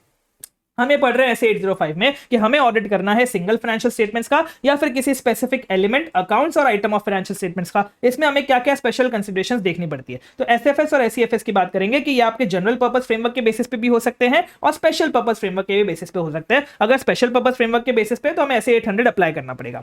ऐसे 805 तब अप्लाई नहीं होता, उस कॉम्पोनेंट के ऑडिटर्स रिपोर्ट पे अप्लाई नहीं होता जो आप कॉम्पोनेंट के फाइनेंशियल इंफॉर्मेशन पे दे रहे हो at the request of principal auditor. अगर आपने कोई रिपोर्ट बनाई है तो फिर आपका ऐसे 805 अप्लाई नहीं होगा। दूसरा, ऐसे एसएफएस आपका डिफरेंट होता है from the complete set of financial statements. SFS में आपके क्या आते हैं, कैश फ्लो स्टेटमेंट आ सकता है, बहुत सारी चीजें आ सकती है, और एसईएफएस में भी कैश, ट्रेड रिसीवेबल, बहुत सारी चीजें आ सकती है। एसएफएस और एसईएफएस में उनके नोट्स भी इंक्लूड होते हैं जहां पे सिग्निफिकेंट अकाउंटिंग पॉलिसीज बताई गई है और अदर इंफॉर्मेशन बताया गया है, वो भी इंक्लूड होता है। क्वेश्चन नंबर 122 हम लोग कर लेते हैं। सीएएम सूर्या जो है वो ऑडिटर है कंपनी के उन फाइनेंशियल स्टेटमेंट्स का जिनको प्रिपेयर किया गया है as per FR provisions of the contract. मतलब स्पेशल पर्पस फाइनेंशियल स्टेटमेंट्स का मैं ऑडिटर हूं, और साथ ही साथ उस कंपनी ने बोला है कि इस फाइनेंशियल स्टेटमेंट में जो ट्रेड रिसीवेबल है उनका भी तुम्हें अलग से ऑडिट करना है। मतलब इन ट्रेड रिसीवेबल मतलब क्या, एसईएफएस का मुझे अलग से ऑडिट एक्सेप्ट ऑफर हुआ है, क्या मैं ये एंगेजमेंट एक्सेप्ट कर सकता हूं, और अगर हां तो मेरी ऑडिट अप्रोच क्या होने वाली है। तो पहली बात तो ये, मैं ही हूं complete set of financial statements का ऑडिटर जो एज पर एसपीएफएस बने हैं। तो क्या मैं एसईएफएस का ऑडिट एक्सेप्ट कर सकता हूं? बिल्कुल एक्सेप्ट कर सकता हूं। वही चीज यहां पे लिखी गई है कि सर हमारे जो एसएफएस और एसईएफएस है वो जनरल फ्रेमवर्क के भी हो सकते हैं, स्पेशल पर्पस फ्रेमवर्क के भी हो सकते हैं। अगर एसपीएफएस के हुए तो फिर हमारा एसए 800 भी यहां पे अप्लाई हो जाएगा। इन द गिवन केस हमारे जो फाइनेंशियल स्टेटमेंट्स है एफआर प्रोविजंस ऑफ कॉन्ट्रैक्ट के बेसिस पे बने हैं, मतलब वो स्पेशल पर्पस फ्रेमवर्क के बेसिस पे बने। तो ऑडिटर जो फाइनेंशियल स्टेटमेंट्स का है एसपीएफएस का, मतलब जो एसपीएफएस का ऑडिटर है उसको अगर एसईएफएस की ऑडिट एक्सेप्ट ऑफर की जाए तो फिर वो ऑडिट को एक्सेप्ट कर सकता है। बट ध्यान रखिएगा जो हमारा ऑडिट अप्रोच रहने वाला है उसमें हमें SA800 की और SA805 की, दोनों की रिक्वायरमेंट्स को कंसिडर करना पड़ेगा। मतलब हमें SA800 को भी कंप्लाई करना पड़ेगा और SA805 को भी देखना पड़ेगा। ठीक है, यस सर। नेक्स्ट चीज क्या बोल रहा है सर, अब हम ऑडिट एंगेजमेंट एक्सेप्ट करने जा रहे हैं। तो सबसे पहले हम देखेंगे एप्लीकेशन ऑफ एसेस। SA200 बोलता है कि हमें सारे के सारे एसेस के साथ कंप्लाई करना है जो भी मेरे रेलेवेंट है ऑडिट में। अगर auditor complete set of financial statements का ऑडिटर नहीं है तो हमें यह डिटरमाइन करना है कि क्या हमारे जो ऑडिट जब हम करेंगे एसएफएस और एसीएफएस का, उसमें हम एसएस को अप्लाई कर पाएंगे, क्या प्रैक्टिकेबल होगा क्या एसएस को अप्लाई करना। हम ऐसा कंक्लूड कर सकते हैं कि भाई एसएस को कंप्लाई करना प्रैक्टिकेबल नहीं है, क्योंकि हमारे पास सेम अंडरस्टैंडिंग नहीं है एंटिटी की, एनवायरमेंट की, उसके इंटरनल कंट्रोल की, जो आपके कंप्लीट सेट ऑफ ऑडिटर के पास होगी। दूसरी चीज, हमारे पास एविडेंस नहीं है कंपनी के अकाउंटिंग रिकॉर्ड्स की जनरल क्वालिटी के बारे में। ये एविडेंस मुझे फर्दर एविडेंस लेना पड़ेगा अपने एविडेंस को सपोर्ट करने के लिए, कोरैबोरेट करने के लिए अकाउंटिंग रिकॉर्ड्स के बारे में। नेक्स्ट सर, अगर मैं एससीएफएस का ऑडिट कर रहा हूं, हो सकता है जो एससीएफएस में मैं वर्क परफॉर्म कर रहा हूं वो बहुत ज्यादा हो कंपेयर टू जो एससीएफएस का मैं ऑडिट कर रहा हूं, मतलब वो वर्क बहुत ज्यादा डिस्प्रोपोर्शनेट हो टू द एससीएफएस जिसका मैं ऑडिट कर रहा हूं। अगर ऑडिटर ये कंक्लूड करता है कि भाई एसएफएस और एससीएफएस का ऑडिट एज पर ऐसे करना प्रैक्टिकेबल नहीं है, तो फिर हम मैनेजमेंट के साथ डिस्कस करेंगे कि अनदर टाइप ऑफ एंगेजमेंट आप हमें दे दीजिए जो ज्यादा प्रैक्टिकेबल हो, जैसे आपका एसआरएस 4400 एग्रीड अपॉन प्रोसीजर्स।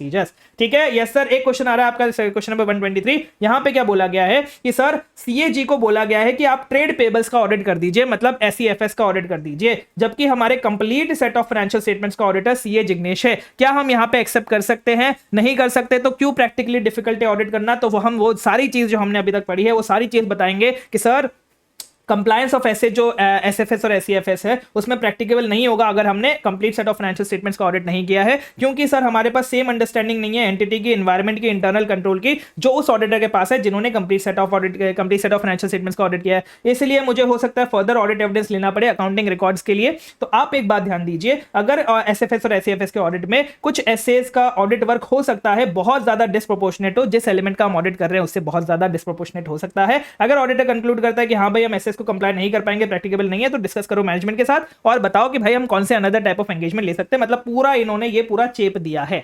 ठीक है, यस सर। नेक्स्ट चीज एक्सेप्टेबिलिटी ऑफ एफआरएफ देखेंगे कि एफआरएफ क्या इतने एडिक्वेट डिस्क्लोजर प्रोवाइड करता है जिससे हमारे यूजर्स को जो इंफॉर्मेशन मिलेगी वो समझ पाएंगे, एंड साथ ही साथ हमारा जो मटेरियल ट्रांजैक्शन एंड इवेंट्स का जो इफेक्ट है वो भी वो लोग समझ पाएंगे। ऐसा हमारा एफआरएफ है या फिर नहीं है? अगर हम वो एफआरएफ यूज कर रहे हैं जो आपके ऑथराइज स्टैंडर्ड सेटिंग ऑर्गेनाइजेशन ने एस्टैब्लिश किया है complete set of financial statements को प्रिपेयर करने के लिए, वो एफआरएफ को भी एक्सेप्टेबल माना जा सकता है अगर वो एफआरएफ में सारी रिक्वायरमेंट्स है जो रिक्वायरमेंट्स हमारे जनरल पर्पस फ्रेमवर्क में होनी चाहिए फॉर एसएफएस एंड एससीएफएस। ठीक है, यस सर। नेक्स्ट हम बात करते हैं परफॉर्मिंग एंड प्लानिंग ऑडिट की, प्लानिंग एंड परफॉर्मिंग ऑडिट की, कि सर हमें सारे के सारे एसेट्स अडॉप्ट करने हैं, all the relevant assets, specially asset 240, 550 and 570, क्योंकि हो सकता है एससीएफएस के लिए बहुत ज्यादा रेलेवेंट हो, क्योंकि हो सकता है ऐसे ये मिस स्टेटमेंट हो फ्रॉड से रिलेटेड, कोई effect of related party transaction से रिलेटेड, या फिर हमारी कंपनी ने going concern basis of accounting incorrectly apply कर रखा हो कि यहाँ पे गोइंग कंसर्न है नहीं, फिर भी उन्होंने incorrect going concern basis of accounting apply कर रखा है। ठीक है, यस सर। ऐसे 260 में हमें डिटरमाइन करना है एप्रोप्रिएट पर्सन के बारे में जिससे हमें कम्युनिकेट करने की जरूरत है, क्योंकि हो सकता है जो रिस्पांसिबल है oversight of preparation of SFS और एससीएफएस के लिए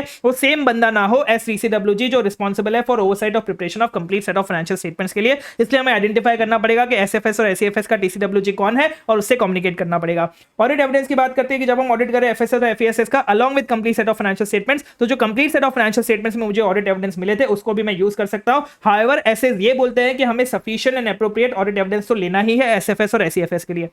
इंटर रिलेशन की बात करता हूं कि जब मैं ऑडिट कर रहा हूं एसएफएस और एससीएफएस का, हो सकता है कि मैं उनको आइसोलेशन में ना देख पाऊं और मुझे प्रोसीजर्स परफॉर्म करने पड़े उनके इंटर रिलेटेड आइटम्स पे भी, तो चलेगा, कोई दिक्कत वाली बात नहीं, आप तो प्रोसीजर्स परफॉर्म करने ला। और लास्ट में मटीरियलिटी की बात यह है कि सर मुझे डिटरमाइन करना पड़ेगा कि मेरा एससीएफएस और एसएफएस में हो सकता है कि मुझे लोअर मटीरियलिटी रखनी पड़े then complete set of financial statements. इससे मेरे प्रोसीजर्स की एनटी पे फर्क आएगा एंड इससे मेरे evaluation of uncorrected miss statements पे भी इफेक्ट आएगा जो हम एज पर एसए 450 करते हैं। ठीक है, यस सर। अब हम बात करते हैं आपके ओपिनियन या फिर रिपोर्ट के बारे में कि हमें कैसी रिपोर्ट बनानी है, उसमें कैसे ओपिनियन हमें फॉर्म करना है।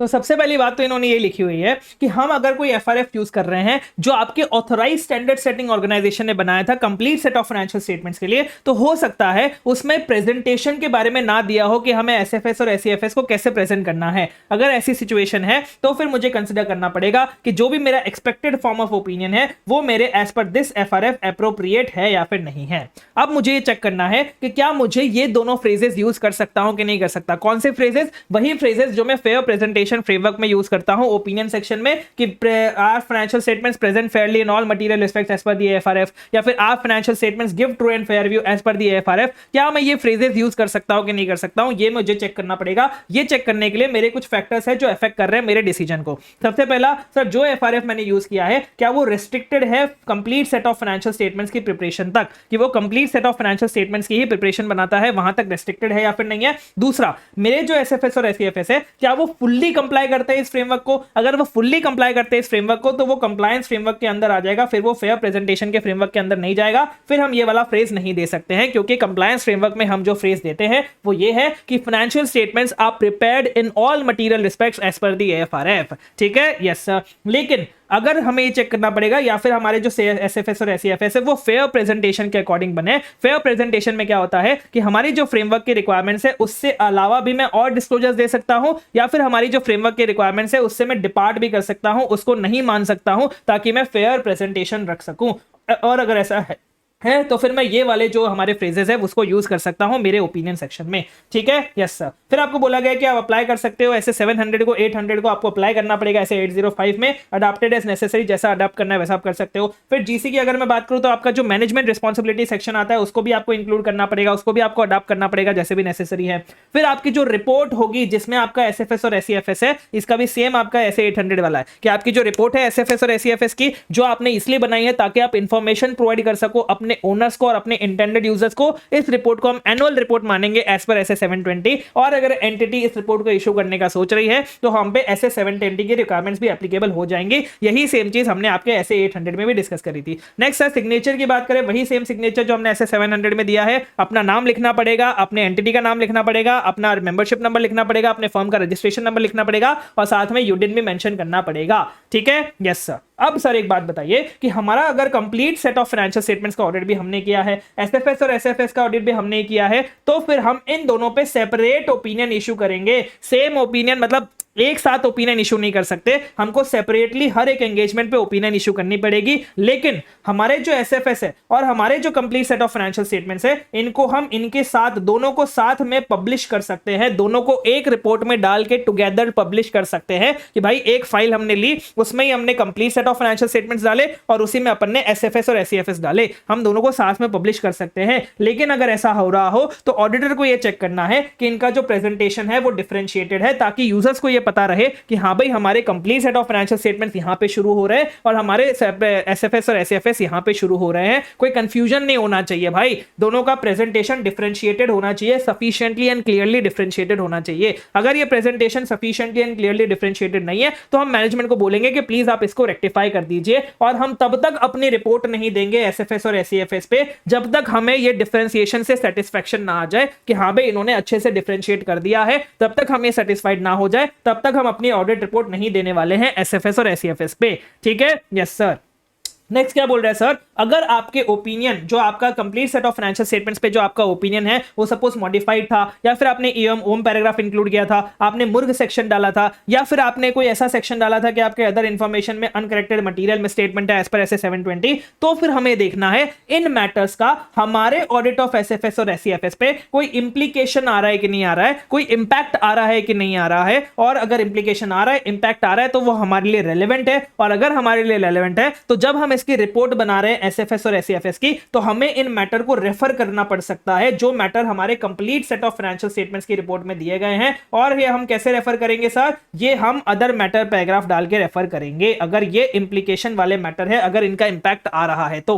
ठीक है, अब कैसे चेक करेंगे इसका इंपैक्ट आ रहा है कि नहीं आ रहा है, ये आपके 5 फैक्टर है। इसका डायरेक्ट क्वेश्चन ऐसे बना सकता है, क्या 5 फैक्टर है सर, इसका ये मैटर है क्या, नेचर क्या है इस मैटर का, एंड ये कितना रिलेटेड है मेरे एसएफएस और एससीएफएस से, ये हम चेक करेंगे। दूसरी चीज सर, इस मैटर की परवेसिवनेस कितनी है, ये कितना फैला हुआ मैटर है, हो सकता है इसका इंप्लीकेशन आ रहा हो एसएफएस और एससीएफएस पे, डायरेक्टली नहीं आ रहा हो तो इनडायरेक्टली आ रहा हो क्योंकि ये फैला हुआ है। तीसरी चीज, हमारा जो एएफआरएफ है जो हमने complete set of financial statements बनाने के लिए यूज किया है और जो एसएफएस और एफईएफएस बनाने के लिए यूज किया है, इन एएफआरएफ के बीच में जो डिफरेंस है उसका नेचर क्या है और किस हद तक डिफरेंस है। दूसरी चीज, जो पीरियड हमारा सीएफएस में है, complete set of financial statements में है, और जो पीरियड हमारा एसएफएस और एससीएफएस का है, इन दोनों के बीच में कितना डिफरेंस है। हो सकता है हमारा जो complete set of financial statements है वो फाइनेंशियल ईयर के बेसिस पे बना हो और हमारा एसएफएस और एसीएफएस जो है वो हमारे कैलेंडर ईयर के बेसिस पे बना हो। तो ये कितना डिफरेंस ये हमें बताना पड़ेगा। और लास्ट में हमें ये देखना है कि जो हमने complete set of financial statement पे जो हमने डेट ऑफ ऑडिटर रिपोर्ट डाला है उस डेट से अभी तक कितना टाइम खत्म हो चुका है, कितना टाइम इलाप्स हो चुका है, क्योंकि हो सकता है जिस वजह से हमने उस रिपोर्ट में ये सारी चीजें डाली हो वो वजह ही खत्म हो गई हो, उसका करेक्शन हो गया हो, सब्सिक्वेंटली मैनेजमेंट ने करेक्ट कर लिया हो, अब हमें अपने एसएफएस और एसीएफएस की रिपोर्ट में इनको रेफर ना करना पड़े क्योंकि अब वो चीज है ही नहीं। तो ये आपके 5 फैक्टर्स है जो हमें कंसीडर करने पड़ेंगे ये चेक करने के लिए कि जो भी मैटर है आपके complete set of financial statements में उसको हमें अपने ऑडिट ऑफ एसएफएस और एसीएफएस में इंप्लीकेशन आ रहा है कि नहीं आ रहा है, वो हमारे लिए रेलेवेंट है या फिर नहीं है। लेकिन एक और लाइन इन्होंने ऐड कर दी सब कुछ सत्यानाश करते हुए कि सर भले ही इनका इंप्लीकेशन ना आ रहा हो हमारे ऑडिट ऑफ एसएफएस और एसीएफएस पे, फिर भी अगर ऑडिटर चाहे तो वो इसको अदर मैटर पैराग्राफ में रिपोर्ट कर सकता है अपने रिपोर्ट ऑन एसएफएस और एसीएफएस पे। इंप्लीकेशन आ रहा है तो करना ही है, लेकिन अगर इंप्लीकेशन नहीं आ रहा है और ऑडिटर को लगता है कि हमें रेफर करना चाहिए तो वो चाहे तो कर सकता है अदर मैटर पैराग्राफ में। जैसे एग्जाम्पल के तौर पर मुर्ग बोल दिया कि अगर मुर्ग सेक्शन आ रहा था आपके सीएफएस और एसीएफएस पे, मतलब complete set of financial statements पे, और वो डायरेक्टली तो इंप्लीकेशन नहीं डालता है, डायरेक्टली इंपैक्ट नहीं करता है, लेकिन फिर भी अगर ऑडिटर चाहे तो उसको रेफर कर सकता है कि हाँ भाई देख लेना complete set of financial statements में हमारा एक मुर्ग सेक्शन भी है और वो जो रेफरेंस देगा वो हम लोग अदर मैटर पैराग्राफ में देंगे। ठीक है, यस सर। नेक्स्ट चीज आप यहां पे ध्यान दीजिए कि अगर हमने complete set of financial statements पे एडवर्स और डिस्क्लेमर ऑफ ओपिनियन इशू किया है क्योंकि आपकी जो मिस स्टेटमेंट है वो परवेसिव है, पूरी फैली हुई है, तो क्या मैं ऐसा बोल सकता हूं कि एसएफएस और एसीएफएस पे अनमॉडिफाइड ओपिनियन दूं? नहीं सर, नहीं बोल सकते। अगर हमने पूरी फाइनेंशियल स्टेटमेंट्स पे एडवर्स और डिस्क्लेमर ऑफ ओपिनियन दिया है क्योंकि उसका इफेक्ट जो है वो परवेसिव है, तो हम जो एसएफएस और एसीएफएस का ऑडिट कर रहे हैं उस पर हम अनमॉडिफाइड ओपिनियन नहीं दे सकते हैं। लेकिन यहां पे एक छोटा सा कैच है कि अगर हम एसीएफएस का ऑडिट कर रहे हैं स्पेसिफिकली, तो अगर ये तीनों कंडीशन फुलफिल हो जाए तो फिर हम उस पे अनमॉडिफाइड ओपिनियन दे सकते हैं। क्या 3 कंडीशन है? ध्यान रखिएगा, इंपॉर्टेंट क्वेश्चन बन सकता है। सबसे पहली चीज, prohibited by law and regulation नहीं होना चाहिए, लॉ एंड रेगुलेशन मना नहीं करना चाहिए कि आप अनमॉडिफाइड ओपिनियन नहीं दे सकते हो। और दूसरी चीज क्या बोल रहा है कि आप जो ये ओपिनियन दोगे अनमॉडिफाइड ओपिनियन, और जो आपका ये ओपिनियन है एडवर्स और disclaimer of opinion complete set of financial statements पे, ये दोनों रिपोर्ट साथ में पब्लिश्ड नहीं होनी चाहिए, आपको सेपरेट रिपोर्ट देनी है।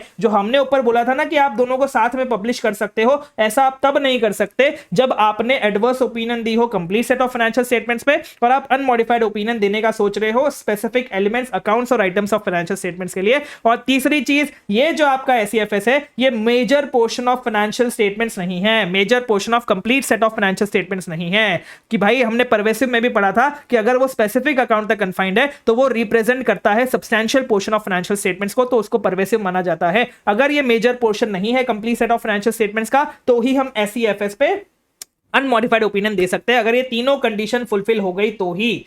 तो सर हम एसएफएस पे क्यों नहीं दे सकते अनमॉडिफाइड ओपिनियन? क्योंकि हम एसएफएस को डीम्ड मेजर पोर्शन मानते हैं complete set of financial statements का, इसलिए हम एसएफएस पे तो अनमॉडिफाइड ओपिनियन नहीं दे सकते हैं। ठीक है, यस सर। एक इन्होंने बहुत अलग सा प्रोविजन यहां पे डाल रखा है, ये बोलते हैं कि अगर complete set of financial statements पे आपने जो डिस्क्लेमर दिया है वो आपने पीएनएल की वजह से दिया है, मतलब रिजल्ट्स ऑफ ऑपरेशन की वजह से दिया है एंड कैश फ्लो की वजह से दिया है, तो आप उसी रिपोर्ट में स्प्लिट ओपिनियन दे सकते हो कि इसके लिए तो आपने डिस्क्लेमर ऑफ ओपिनियन दे दिया और आपने बैलेंस शीट के लिए, that is state of affairs के लिए आपने अनमॉडिफाइड ओपिनियन दे दिया। ऐसा परमिटेड है कि डिस्क्लेमर ऑफ ओपिनियन आपने इन दोनों की वजह से दे दिया और आपने अनमॉडिफाइड ओपिनियन बैलेंस शीट पे दे दिया। एक इसका ये इंटरप्रिटेशन है। दूसरा इंटरप्रिटेशन ये है कि सर अगर मैं अलग से एसएफएस में ऑडिट कर रहा हूं आपके बैलेंस शीट का, और वो बैलेंस शीट का ऑडिट करते करते मुझे आपके एडवर्स डिस्क्लेमर ऑफ ओपिनियन के बारे में पता चला जो आपने complete set of financial statements में दिया है, फिर मैंने जब चेक किया तो मुझे पता चला कि मैंने जो डिस्क्लेमर दिया था complete set of financial statements में वो पीएनएल और कैश फ्लो स्टेटमेंट की वजह से दिया था, तो मैं इस पर्टिकुलर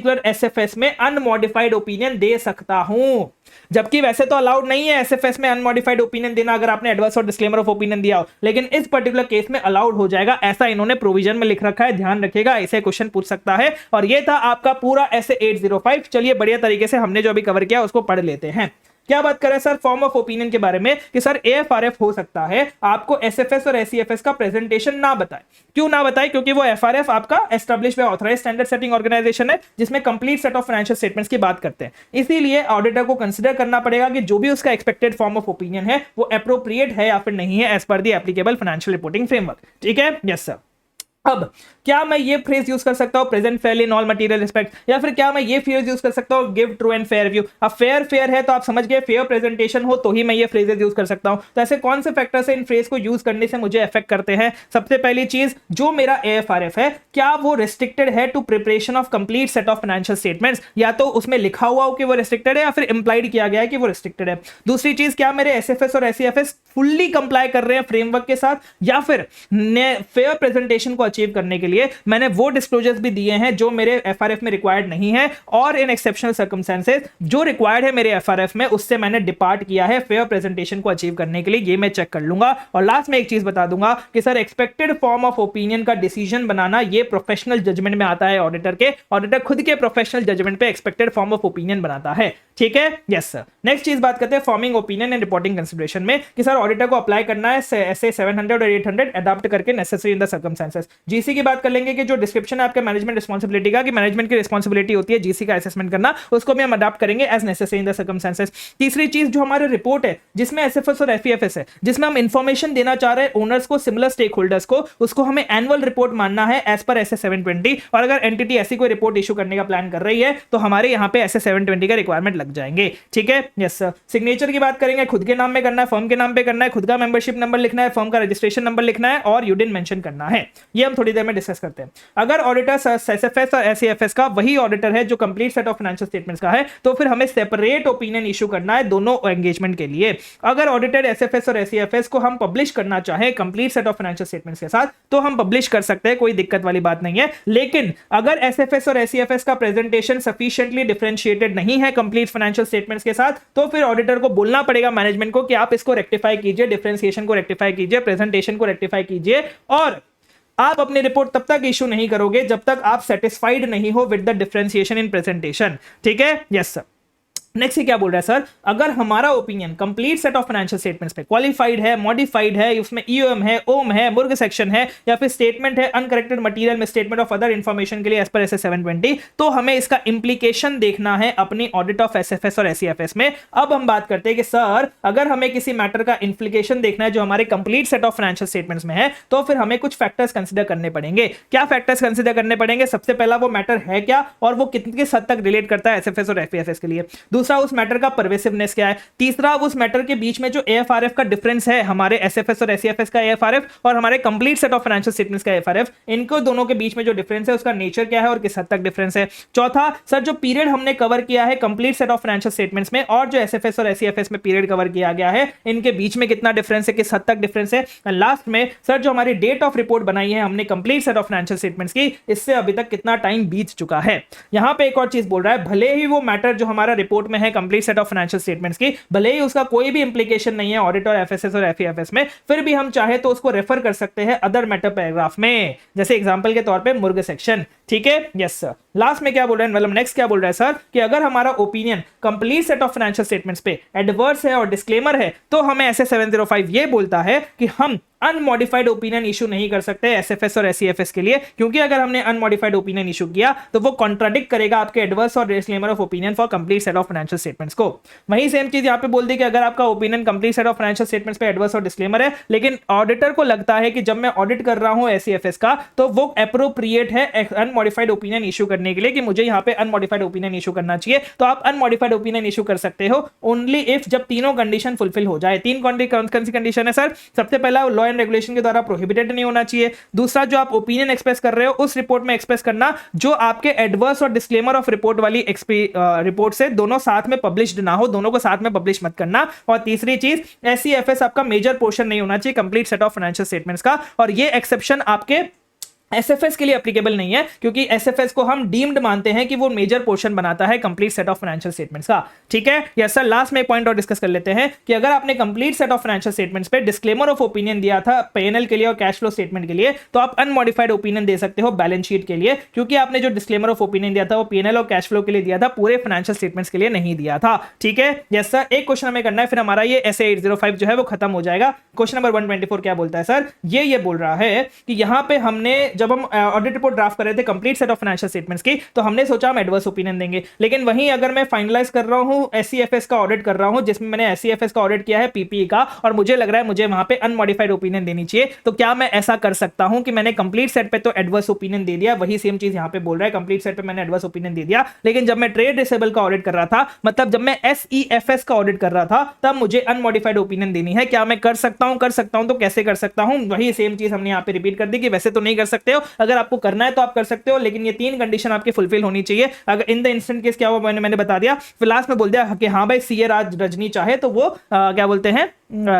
सेपरेट ओपिनियन दे सकते हैं सेपरेट एंगेजमेंट में, मतलब वो एडवर्स ओपिनियन दे सकते हैं आपके complete set of financial statements के लिए, और वो अनमॉडिफाइड ओपिनियन दे सकती है एसईएफएस के लिए, अगर वो कंडीशंस फुलफिल हो जाए तो। ठीक है, यस सर, ये था आपका पूरा एसए 805 एसएफएस और एसईएफएस के बारे में। लास्ट में मैं आपके जाते जाते सिर्फ इतना सा कहना चाहूंगा कि सर स्पेशल रिपोर्ट को स्पेशल फोकस की जरूरत होती है, वैसे ही आपके प्रिपरेशन को भी स्पेशल चीजों को स्पेशल जरूरत पड़ती है। मतलब आपके जो स्पेशल टॉपिक्स है, जो ध्यान देने वाले टॉपिक्स है, जो इंपॉर्टेंट टॉपिक्स है, वहां पे आपको स्पेशल फोकस करके चलना पड़ेगा, अगर आपको 60 70 80 मार्क्स स्कोर अच्छे से बढ़िया तरीके से करने हैं तो। चलिए शुरू करते हैं हमारे एसए 810 के बारे में। हम जो एसए 800 पूरी सीरीज कर रहे हैं ना, वो आपके स्पेशल ऑडिट्स की ही बात कर रहा है। यहां पे भी हम जो स्पेशल ऑडिट करने वाले हैं, वो करने वाले हैं उन फाइनेंशियल स्टेटमेंट्स का जो समरी में प्रेजेंट किए जाते हैं। मतलब एक तो होते हैं आपके बड़े बड़े फाइनेंशियल स्टेटमेंट्स, लेकिन यूजर्स क्या इन फाइनेंशियल स्टेटमेंट्स को पढ़ नहीं पाते, तो हम उनके लिए समरी फाइनेंशियल स्टेटमेंट्स बनाते हैं, अब्रिज्ड फाइनेंशियल स्टेटमेंट्स बनाते हैं, जिसमें हम वो फाइनेंशियल स्टेटमेंट से ही आपके डिराइव करते हैं समरी फाइनेंशियल स्टेटमेंट्स। और वो जो बड़े वाले फाइनेंशियल स्टेटमेंट्स है ना, उनको यहां पे ऑडिटेड फाइनेंशियल स्टेटमेंट्स बोला जाता है। मैं क्या बोल रहा हूं सर, हम एक समरी फाइनेंशियल स्टेटमेंट्स बना रहे हैं, जिसका हमें ऑडिट करना है। वो जो समरी फाइनेंशियल स्टेटमेंट्स है, वो आपके ऑडिटेड फाइनेंशियल स्टेटमेंट से डिराइव होते हैं। अब एक बात आप ध्यान दीजिएगा कि सर जिसने आपके वो ऑडिटेड फाइनेंशियल स्टेटमेंट्स का ऑडिट किया है, वही आपके समरी फाइनेंशियल स्टेटमेंट्स का भी ऑडिट करेगा। सेम रिपोर्ट, सेम ऑडिटर होना चाहिए आपके दोनों फाइनेंशियल स्टेटमेंट्स का, मैंडेटरी है, एमसीक्यू में आ चुका है। जैसे सेम हमने आपके एसए 805 में डिस्कस किया था, वही सेम चीज यहां पे है कि सेम ऑडिटर होना चाहिए। और ये जो समरी फाइनेंशियल स्टेटमेंट्स में, समरी का मतलब क्या होता है सर? समरी का मतलब यही होता है कि ऑडिटेड फाइनेंशियल स्टेटमेंट से इसमें कम डिटेल्स होंगी, लेकिन डिटेल्स ऐसा भी नहीं कहीं पे भी कुछ भी डाल दिया होगा। इसका स्ट्रक्चर्ड रिप्रेजेंटेशन होना चाहिए, जैसा कि हमारा समरी ऑडिटेड फाइनेंशियल स्टेटमेंट्स में होता है, वैसा ही सेम इसका स्ट्रक्चर्ड रिप्रेजेंटेशन होना चाहिए हमारे समरी फाइनेंशियल स्टेटमेंट्स में। ठीक है, यस सर। सबसे पहले हम बात करते हैं एंगेजमेंट को एक्सेप्ट करने के लिए, तो हम तभी एंगेजमेंट को एक्सेप्ट करेंगे जब हम उस ऑडिटर के ऑडिटेड फाइनेंशियल स्टेटमेंट्स के ऑडिटर होंगे, अदरवाइज हमारे पास कोई नॉलेज नहीं होगी अपनी रिस्पांसिबिलिटीज को डिस्चार्ज करने के लिए। अब अगर हम एंगेजमेंट एक्सेप्टेंस पे ध्यान दें, तो एंगेजमेंट को एक्सेप्ट करने से पहले हम एफआरएफ की एक्सेप्टेबिलिटी चेक करते हैं। यहां पे हम इसको एफआरएफ नहीं बोलते हैं, यहां पे हम इसको क्राइटेरिया बोलते हैं, रैदर अप्लाइड क्राइटेरिया बोलते हैं। जिस क्राइटेरिया के बेसिस पे हमने समरी फाइनेंशियल स्टेटमेंट्स बनाए हैं, हमें वो डिटरमाइन करना है कि वो अप्लाइड क्राइटेरिया एक्सेप्टेबल है या फिर नहीं है। सर ये क्राइटेरिया अप्लाई करने की रिस्पांसिबिलिटी किसकी है? मैनेजमेंट की रिस्पांसिबिलिटी है। मैनेजमेंट किस लिए रिस्पांसिबल है? समरी ये इंश्योर करने के लिए कि समरी फाइनेंशियल स्टेटमेंट्स कंसिस्टेंट हो विद ऑडिटेड फाइनेंशियल स्टेटमेंट्स, या फिर summary financial statements fair summary हो ऑडिटेड फाइनेंशियल स्टेटमेंट्स की। ये इंश्योर करना मैनेजमेंट का काम है, और यही हम ओपिनियन देते हैं कि sir summary financial statements consistent है, या फिर हम ये ओपिनियन देते हैं कि summary financial statements fair summary represent करते हैं। इसकी रिस्पांसिबिलिटी मैनेजमेंट की है। अब समरी फाइनेंशियल स्टेटमेंट्स में क्या क्या होता है सर? समरी फाइनेंशियल स्टेटमेंट्स में एग्रीगेटेड इंफॉर्मेशन होती है, इकट्ठा करते हैं हम सारी इंफॉर्मेशन को आपके ऑडिटेड फाइनेंशियल स्टेटमेंट से। और दूसरी बात, समरी फाइनेंशियल स्टेटमेंट्स में हम लिमिटेड डिस्क्लोजर देते हैं, सारे के सारे डिस्क्लोजर्स नहीं देते हैं। तो इसका रिस्क होता है सर, ये कम इंफॉर्मेशन देने का रिस्क होता है। बोलते हैं ना आधी जानकारी सेहत के लिए खराब होती है, वैसे ही कम इंफॉर्मेशन देने का यह रिस्क होता है कि हम नेसेसरी इंफॉर्मेशन देना भूल जाएं, जिससे हमारे समरी फाइनेंशियल स्टेटमेंट्स मिसलीडिंग बने। तो ऐसा नहीं होना चाहिए, और यह रिस्क पर्टिकुलरली तब बढ़ जाता है जब हमारे पास क्राइटेरिया एग्जिस्ट ही नहीं करता है। किस क्राइटेरिया के बेसिस पे हमें समरी फाइनेंशियल स्टेटमेंट्स बनाने, और सिंस क्राइटेरिया एग्जिस्ट नहीं करता, तो मैनेजमेंट खुद के हिसाब से समरी फाइनेंशियल स्टेटमेंट्स बना लेती है, जिससे हो सकता है कि वो नेसेसरी इंफॉर्मेशन को स्किप कर दे, जिससे हमारे समरी फाइनेंशियल स्टेटमेंट्स मिसलीडिंग बने। तो ये इंश्योर करना है हमें कि वो मिसलीडिंग नहीं होने चाहिए। अब मैं चेक कर रहा हूं कि सर ये जो अप्लाइड क्राइटेरिया है, ये एक्सेप्टेबल है या फिर नहीं है। इसके लिए कुछ फैक्टर्स है मेरे पास, ये डायरेक्ट क्वेश्चन आपका ऐसे पूछ सकता है। सबसे पहले मुझे नेचर ऑफ एंटिटी देखना है, दूसरा मुझे पर्पस देखना है कि मैंने समरी फाइनेंशियल स्टेटमेंट्स क्यों बनाया है, किसके लिए बना रहा हूं, जिसके लिए बना रहा हूं उसकी इंफॉर्मेशन नीड्स चेक करूंगा, और साथ ही साथ ये चेक करूंगा कि एटलीस्ट समरी फाइनेंशियल स्टेटमेंट्स में इतनी इंफॉर्मेशन होनी चाहिए जिससे कि वो मिसलीडिंग ना बने इस क्राइटेरिया के बेसिस पे। ठीक है, यस सर। अब मैं ये बोल रहा हूं कि अगर क्राइटेरिया आपका एस्टैब्लिश किया गया किसी ऑथराइज स्टैंडर्ड सेटिंग ऑर्गेनाइजेशन द्वारा या फिर किसी लॉ एंड रेगुलेशन में ऑलरेडी प्रिस्क्राइब किया गया आपके इस क्राइटेरिया को, तो हम इसको एक्सेप्टेबल मानेंगे। अगर आपका क्राइटेरिया एग्जिस्ट नहीं करता है तो फिर मैनेजमेंट को खुद का क्राइटेरिया डेवलप करके समरी फाइनेंशियल स्टेटमेंट्स को बनाना पड़ेगा। अब एक बात ध्यान दीजिए, अगर आपका क्राइटेरिया अनएक्सेप्टेबल है या फिर हम जो बाद में डिस्कस करने वाले कि मैनेजमेंट को अपनी रिस्पॉन्सिबिलिटी को एग्री करना पड़ेगा, वो मैनेजमेंट अपनी रिस्पॉन्सिबिलिटी से एग्री नहीं कर रहा है, तो फिर हमें इस एंगेजमेंट को एक्सेप्ट नहीं करना है। क्राइटेरिया एक्सेप्टेबल नहीं है या फिर मैनेजमेंट अपनी रिस्पॉन्सिबिलिटी को एक्सेप्ट नहीं कर रहा है, तो फिर हमें इस एंगेजमेंट को एक्सेप्ट नहीं करना है, अनलेस लॉ एंड रेगुलेशन बोलता है कि हमें यह एंगेजमेंट एक्सेप्ट करना पड़ेगा। अगर लॉ एंड रेगुलेशन के कहने पे हम यह एंगेजमेंट एक्सेप्ट कर रहे हैं, तो फिर हमें अपनी रिपोर्ट में बताना पड़ेगा कि हम नॉन कंप्लाई कर रहे हैं एसएस के साथ, हम एसएस के साथ कंप्लाई नहीं कर रहे, और यही सेम चीज मुझे अपने टर्म्स ऑफ एंगेजमेंट में भी लिखनी पड़ेगी। क्या लिखनी पड़ेगा टर्म्स ऑफ एंगेजमेंट में? कि मैं अपनी रिपोर्ट में बताने वाला हूं कि हम एसएस के साथ कंप्लाई नहीं कर रहे हैं। ऐसा तुम फिर बाद में मच मत करने लग जाना कि तुम ऐसा नहीं लिख सकते, तुम ऐसा क्यों लिख रहे हो, तो ऐसा हम एंटिटी को पहले ही बोल देंगे, भाई बाद में मच मत करना, मैं ये चीज पहले ही तुम्हें बता रहा हूं, ठीक है? Yes sir. और साथ ही साथ हमें समरी फाइनेंशियल स्टेटमेंट्स में भी एडिक्वेट डिस्क्लोजर देना पड़ेगा। उसके टाइटल में ही हमें यह बताना पड़ेगा। क्या टाइटल रखना है सर समरी फाइनेंशियल स्टेटमेंट्स का? Summary financial statements prepared from audited financial statements, ताकि जो यूजर्स है उनको पता रहे कि ये समरी फाइनेंशियल स्टेटमेंट्स है, ये पूरे फाइनेंशियल स्टेटमेंट्स नहीं है। ऐसा हमें खुल के डिस्क्लोज करना पड़ेगा, ठीक है? Yes sir. पहली चीज हम ये देखेंगे क्राइटेरिया की एक्सेप्टेबिलिटी। दूसरी चीज हम देखेंगे मैनेजमेंट खुद की रिस्पॉन्सिबिलिटी को जानती है और मानती है। सर मैनेजमेंट की क्या रिस्पॉन्सिबिलिटी है? समरी फाइनेंशियल स्टेटमेंट्स को एज पर क्राइटेरिया बनाना। दूसरा सर, हम जो रिपोर्ट देंगे समरी फाइनेंशियल स्टेटमेंट्स में, उस रिपोर्ट को, वो जो फाइल है, वो जो डॉक्यूमेंट है जिसमें आपके समरी फाइनेंशियल स्टेटमेंट्स है, उस रिपोर्ट को जो हम देंगे, उस रिपोर्ट को भी आपको उस डॉक्यूमेंट में इंक्लूड करना है। ऐसा मत करना कि आपने सिर्फ समरी फाइनेंशियल स्टेटमेंट दिया उस डॉक्यूमेंट में और वो लोगों को बांट दिया।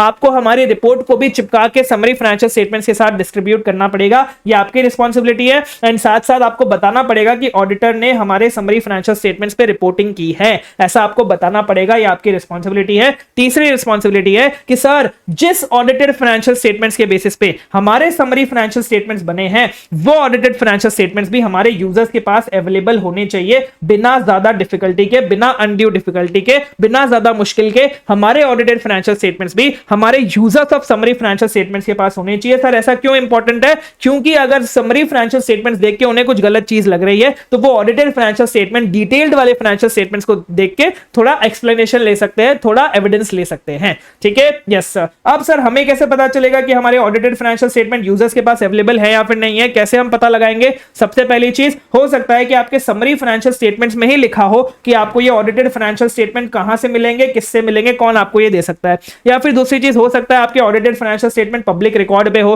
पब्लिक रिकॉर्ड में मतलब सबको पहले से ही पता है कि सेबी के पास है, एनएससी के पास है, बीएससी के पास है, आपके फाइनेंशियल स्टेटमेंट्स वेबसाइट पे अपलोडेड है, ये सारी चीजें पब्लिक रिकॉर्ड पे है, तो फिर कोई दिक्कत वाली बात नहीं है। अगर ये पब्लिक रिकॉर्ड पे नहीं है, तो फिर मैनेजमेंट को एक प्रोसेस एस्टैब्लिश करना पड़ेगा जिससे तुम ऑडिटेड फाइनेंशियल स्टेटमेंट का एक्सेस दे रहे हो users of summary financial statements को। मतलब किसी ना किसी तरीके से, इन तीनों में से कोई ना कोई तरीके से तो तुम्हें यूज करना पड़ेगा ताकि तुम ऑडिटेड फाइनेंशियल स्टेटमेंट्स को अवेलेबल करा सको।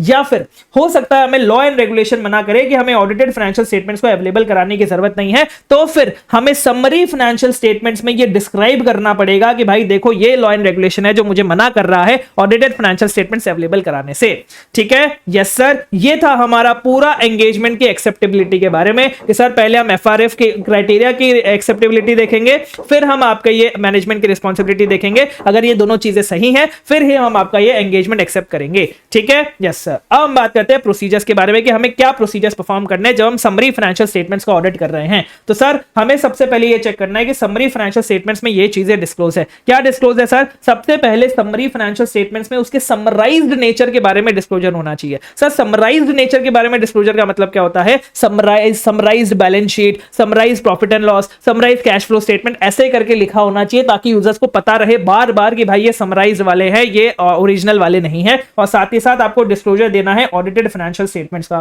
फिर आपको इवैल्यूएट करना है कि भाई उन्होंने क्राइटेरिया का डिस्क्लोजर भी दिया हुआ है और जो हमारे समरी फाइनेंशियल स्टेटमेंट्स है वो आपके क्राइटेरिया के बेसिस पे ही बने हैं। ये प्रोसीजर्स मुझे परफॉर्म करने हैं। एंड साथ ही साथ मुझे ये चेक करना है कि हमारे समरी फाइनेंशियल स्टेटमेंट्स में इतनी नेसेसरी इंफॉर्मेशन है जिससे कि वो मिसलीडिंग ना बने। क्योंकि वो मिसलीडिंग कब बन सकते हैं सर? जब उसमें नेसेसरी नेसेसरी इंफॉर्मेशन ना हो। तो अगर उसमें नेसेसरी इंफॉर्मेशन है मतलब वो मिसलीडिंग नहीं है, तो ये चीज मुझे चेक करनी पड़ेगी। नेक्स्ट मैं ये चेक करूंगा कि क्या ऑडिटेड फाइनेंशियल स्टेटमेंट्स के बारे में चेक करेंगे कि क्या ऑडिटेड फाइनेंशियल स्टेटमेंट्स हमारे users of summary financial statements के पास है या फिर नहीं है, अनलेस लॉ एंड रेगुलेशन मना करता है। अगर लॉ एंड रेगुलेशन मना करता है तो ऑब्वियसली ये चेक करने की जरूरत नहीं है। अगर लॉ एंड रेगुलेशन मना नहीं कर रहा है तो फिर हमारे users of summary financial statements के पास हमारे ऑडिटेड फाइनेंशियल स्टेटमेंट्स होने चाहिए। अगर समरी फाइनेंशियल स्टेटमेंट्स के साथ हमारे ऑडिटेड फाइनेंशियल स्टेटमेंट्स नहीं जाते हैं तो फिर हमें डिस्क्राइब करना पड़ेगा, देखना पड़ेगा कि डिस्क्राइब किया है कि नहीं किया है, कहां से और किससे हमारे ऑडिटेड फाइनेंशियल स्टेटमेंट्स मिल सकते हैं, या फिर उस लॉ एंड रेगुलेशन को डिस्क्राइब करो जो बोलता है कि तुम्हें ऑडिटेड फाइनेंशियल स्टेटमेंट्स अवेलेबल कराने की जरूरत नहीं है। ये डिस्क्रिप्शन आपके समरी फाइनेंशियल स्टेटमेंट्स में ही होना चाहिए और ये मुझे प्रोसीजर्स करके चेक करना है। और लास्ट में ये बता दूंगा, लास्ट में मैं क्या करूंगा सर, ऑडिटेड फाइनेंशियल स्टेटमेंट्स को और समरी फाइनेंशियल स्टेटमेंट्स को कंपेयर करूंगा, ये चेक करने के लिए कि ये दोनों आपस में एक दूसरे से एग्री करते हो। पता चला ऑडिटेड में 1 करोड़ का प्रॉफिट है, समरी में 1 करोड़ का लॉस है, ऐसा नहीं होना चाहिए। ठीक है, यस सर, ये प्रोसीजर्स में चेक करूंगा जब मैं समरी फाइनेंशियल स्टेटमेंट्स का ऑडिट कर रहा हूं। चलिए एक बार डिस्कस कर लेते हैं, क्या बोला मैंने आपको।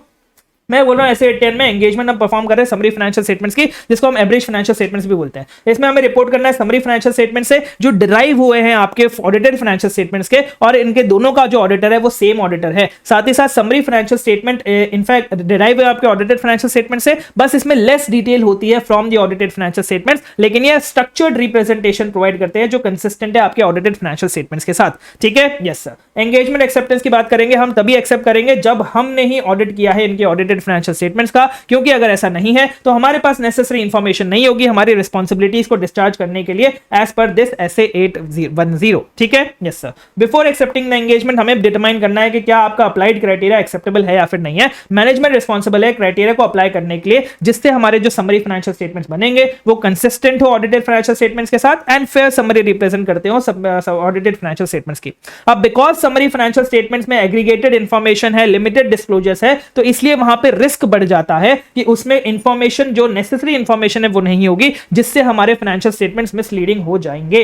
ये रिस्क हमारा तब बढ़ता है जब हमारा क्राइटेरिया ही एग्जिस्ट नहीं करता हो। अब कौन से फैक्टर्स है ये चेक करने के लिए कि हमारा क्राइटेरिया एक्सेप्टेबल है या फिर नहीं है। सबसे पहला नेचर ऑफ एंटिटी, यहां पे ध्यान दीजिए। दूसरा है आपका purpose of summary financial statements. तीसरा किस पर्पस के लिए बनाया, कौन से यूजर्स के लिए बनाया, उनकी क्या इंफॉर्मेशन नीड्स है। एंड चौथा क्या समरी फाइनेंशियल क्या अप्लाइड क्राइटेरिया की वजह से जो समरी फाइनेंशियल स्टेटमेंट्स बनेंगे वो मिसलीडिंग तो नहीं होंगे ना, ये मुझे चेक करना है उसकी एक्सेप्टेबिलिटी चेक करने के लिए। ठीक है, यस सर। अगर कोई criteria authorised standard setting organisation ने बनाया है या फिर लॉज एंड रेगुलेशन ने बनाया है तो उसे हम एक्सेप्टेबल मानते हैं। अगर कोई एस्टैब्लिश क्राइटेरिया एग्जिस्ट नहीं करता है तो मैनेजमेंट डेवलप कर लेती है। अगर अप्लाइड क्राइटेरिया अनएक्सेप्टेबल है या फिर ऑडिटर मैनेजमेंट का एग्रीमेंट नहीं ले पा रहा है इन सारे मैटर्स की वजह से, तो फिर हमें उस एंगेजमेंट को एक्सेप्ट नहीं करना है अनलेस लॉ एंड रेगुलेशन हमें बोलता है। अगर हम एंगेजमेंट एक्सेप्ट कर रहे हैं क्योंकि लॉ एंड रेगुलेशन बोल रहा है क्यों, तो वो ऐसे के साथ कंप्लाई नहीं करती है और इस नॉन कंप्लायंस के बारे में मुझे अपनी रिपोर्ट में बताना पड़ेगा कि भाई हम ऐसे इसके साथ कंप्लाई नहीं कर रहे, और ये चीज हमें अपने टर्म्स ऑफ एंगेजमेंट में पहले ही लिख के देनी पड़ेगी कि हम ऐसा स्टेटमेंट इंक्लूड करने वाले हैं अपनी रिपोर्ट में,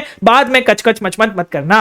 ठीक है, यस सर। नेक्स्ट हम बात करते हैं समरी फाइनेंशियल स्टेटमेंट्स में एडिक्वेट डिस्क्लोजर होनी चाहिए एंड आइडेंटिटी होनी चाहिए ऑडिटेड फाइनेंशियल स्टेटमेंट्स की। उसका टाइटल लिखा हुआ होना चाहिए summary financial statements prepared from audited financial statements, ताकि सबको पता रहे कि ये समरी फाइनेंशियल स्टेटमेंट्स हैं। ठीक है, यस सर। नेक्स्ट हम बात करते हैं, हमें एग्रीमेंट लेना है मैनेजमेंट का कि वो अपनी रिस्पांसिबिलिटी को जानती है और मानती है। क्या रिस्पांसिबिलिटी है सर? सबसे पहला प्रिपेयर करना है समरी फाइनेंशियल स्टेटमेंट्स को एज पर क्राइटेरिया। फिर आपका जो रिपोर्ट है समरी फाइनेंशियल स्टेटमेंट्स पे वो आपको उन डॉक्यूमेंट में इंक्लूड करना है जिस डॉक्यूमेंट में आपके समरी फाइनेंशियल स्टेटमेंट्स है, एंड साथ ही साथ आपको इंडिकेट करना है कि ऑडिटर ने रिपोर्ट किया उन पे। तीसरी चीज, आपको ऑडिटेड फाइनेंशियल स्टेटमेंट्स अवेलेबल कराने हैं हमारे users of summary financial statements को बिना कोई अनड्यू डिफिकल्टी के साथ। और अगर लॉ एंड रेगुलेशन बोलता था कि आपको अवेलेबल कराने की जरूरत नहीं है तो आपको उस लॉ एंड रेगुलेशन को डिस्क्राइब करना पड़ेगा समरी फाइनेंशियल स्टेटमेंट्स में। अब क्या फैक्टर्स है ये चेक करने के लिए कि हमारे यूजर्स ऑफ फाइनेंशियल स्टेटमेंट्स के पास हमारे ऑडिटेड फाइनेंशियल स्टेटमेंट्स हैं या फिर नहीं है। सबसे पहला, या तो समरी फाइनेंशियल स्टेटमेंट्स में खुद ही डिस्क्राइब किया गया है कि किसके कहां से मिलेंगे, किससे मिलेंगे हमारे ऑडिटेड फाइनेंशियल स्टेटमेंट्स,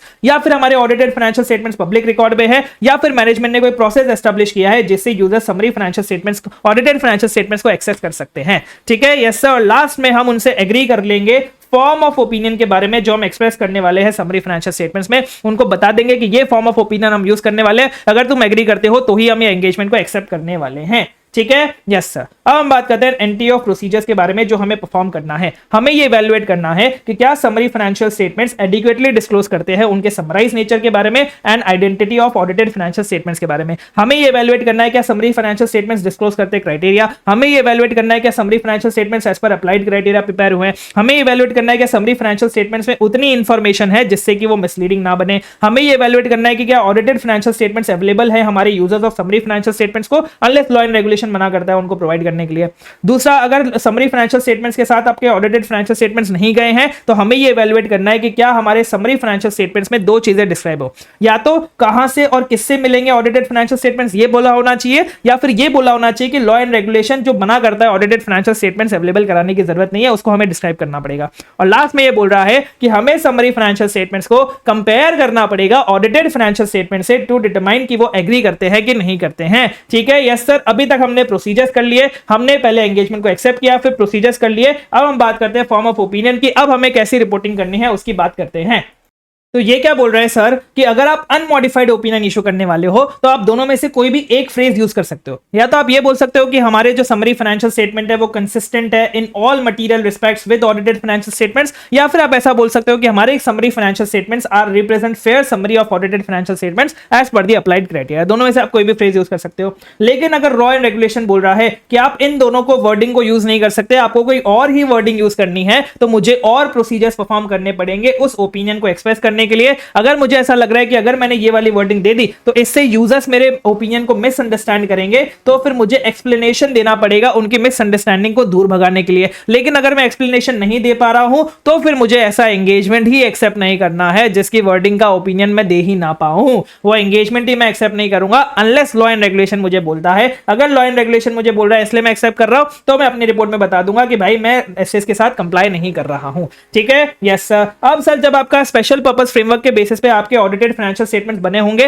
तो उसमें अलर्ट पैराग्राफ होगा जिसमें आप बेसिस ऑफ अकाउंटिंग के बारे में बताओगे, जिसमें आप रेस्ट्रिक्शन ऑन डिस्ट्रीब्यूशन और यूज के बारे में बताओगे। वही सेम पैराग्राफ अगर आपके ऑडिटेड फाइनेंशियल स्टेटमेंट्स में है तो वही सिमिलर पैराग्राफ आपको अपने समरी फाइनेंशियल स्टेटमेंट्स में भी इंक्लूड करना पड़ेगा। ठीक है, यस सर। नेक्स्ट हम बात करते हैं कंपैरेटिव्स की, मतलब ऐसे 710 में कि अगर हमारे ऑडिटेड फाइनेंशियल स्टेटमेंट्स तो हैं लेकिन ऑडिटेड फाइनेंशियल स्टेटमेंट्स में कंपैरेटिव तो है लेकिन आपके समरी फाइनेंशियल स्टेटमेंट्स में कंपैरेटिव नहीं है, तो हमें यह चेक करना पड़ेगा कि ये ओमिशन रीजनेबल है या फिर नहीं है। अगर हमें लग रहा है कि नहीं यार ये रीजनेबल नहीं है तो फिर इस पे मतलब इसका इफेक्ट देखना पड़ेगा हमारी रिपोर्ट पे कि इसका इफेक्ट हमारी रिपोर्ट पे क्या आ रहा है। अगर ये कंपैरेटिव किसी और अनदर ऑडिटर ने रिपोर्ट किया था, हमने रिपोर्ट नहीं किया था, किसी और ऑडिटर ने रिपोर्ट किया था, तो जो चीज हमने एज पर 710 आपके ऑडिटेड फाइनेंशियल स्टेटमेंट्स की रिपोर्ट में इंक्लूड कर रखी है वही सेम चीज हमको आपके समरी फाइनेंशियल स्टेटमेंट्स की रिपोर्ट में इंक्लूड करनी पड़ेगी। जैसे सर हम क्या इंक्लूड करते हैं ऐसे 710 में ऑडिटेड फाइनेंशियल स्टेटमेंट्स में कि सर ये पिछले वाला जो फाइनेंशियल स्टेटमेंट्स है वो किसी प्रेडिसेसर ऑडिटर ने ऑडिट किया था,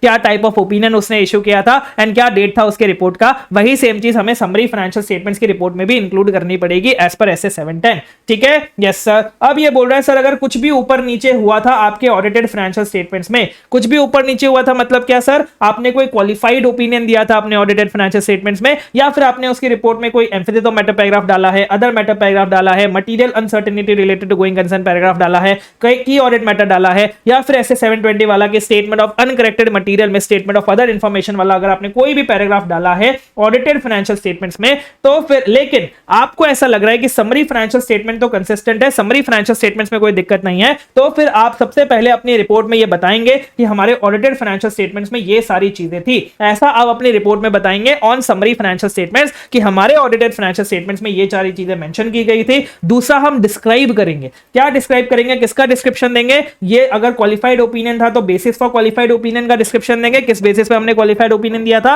और अगर कोई अदर चीज थी तो हम उसको अच्छे से डिस्क्राइब करेंगे, डिस्क्रिप्शन देंगे।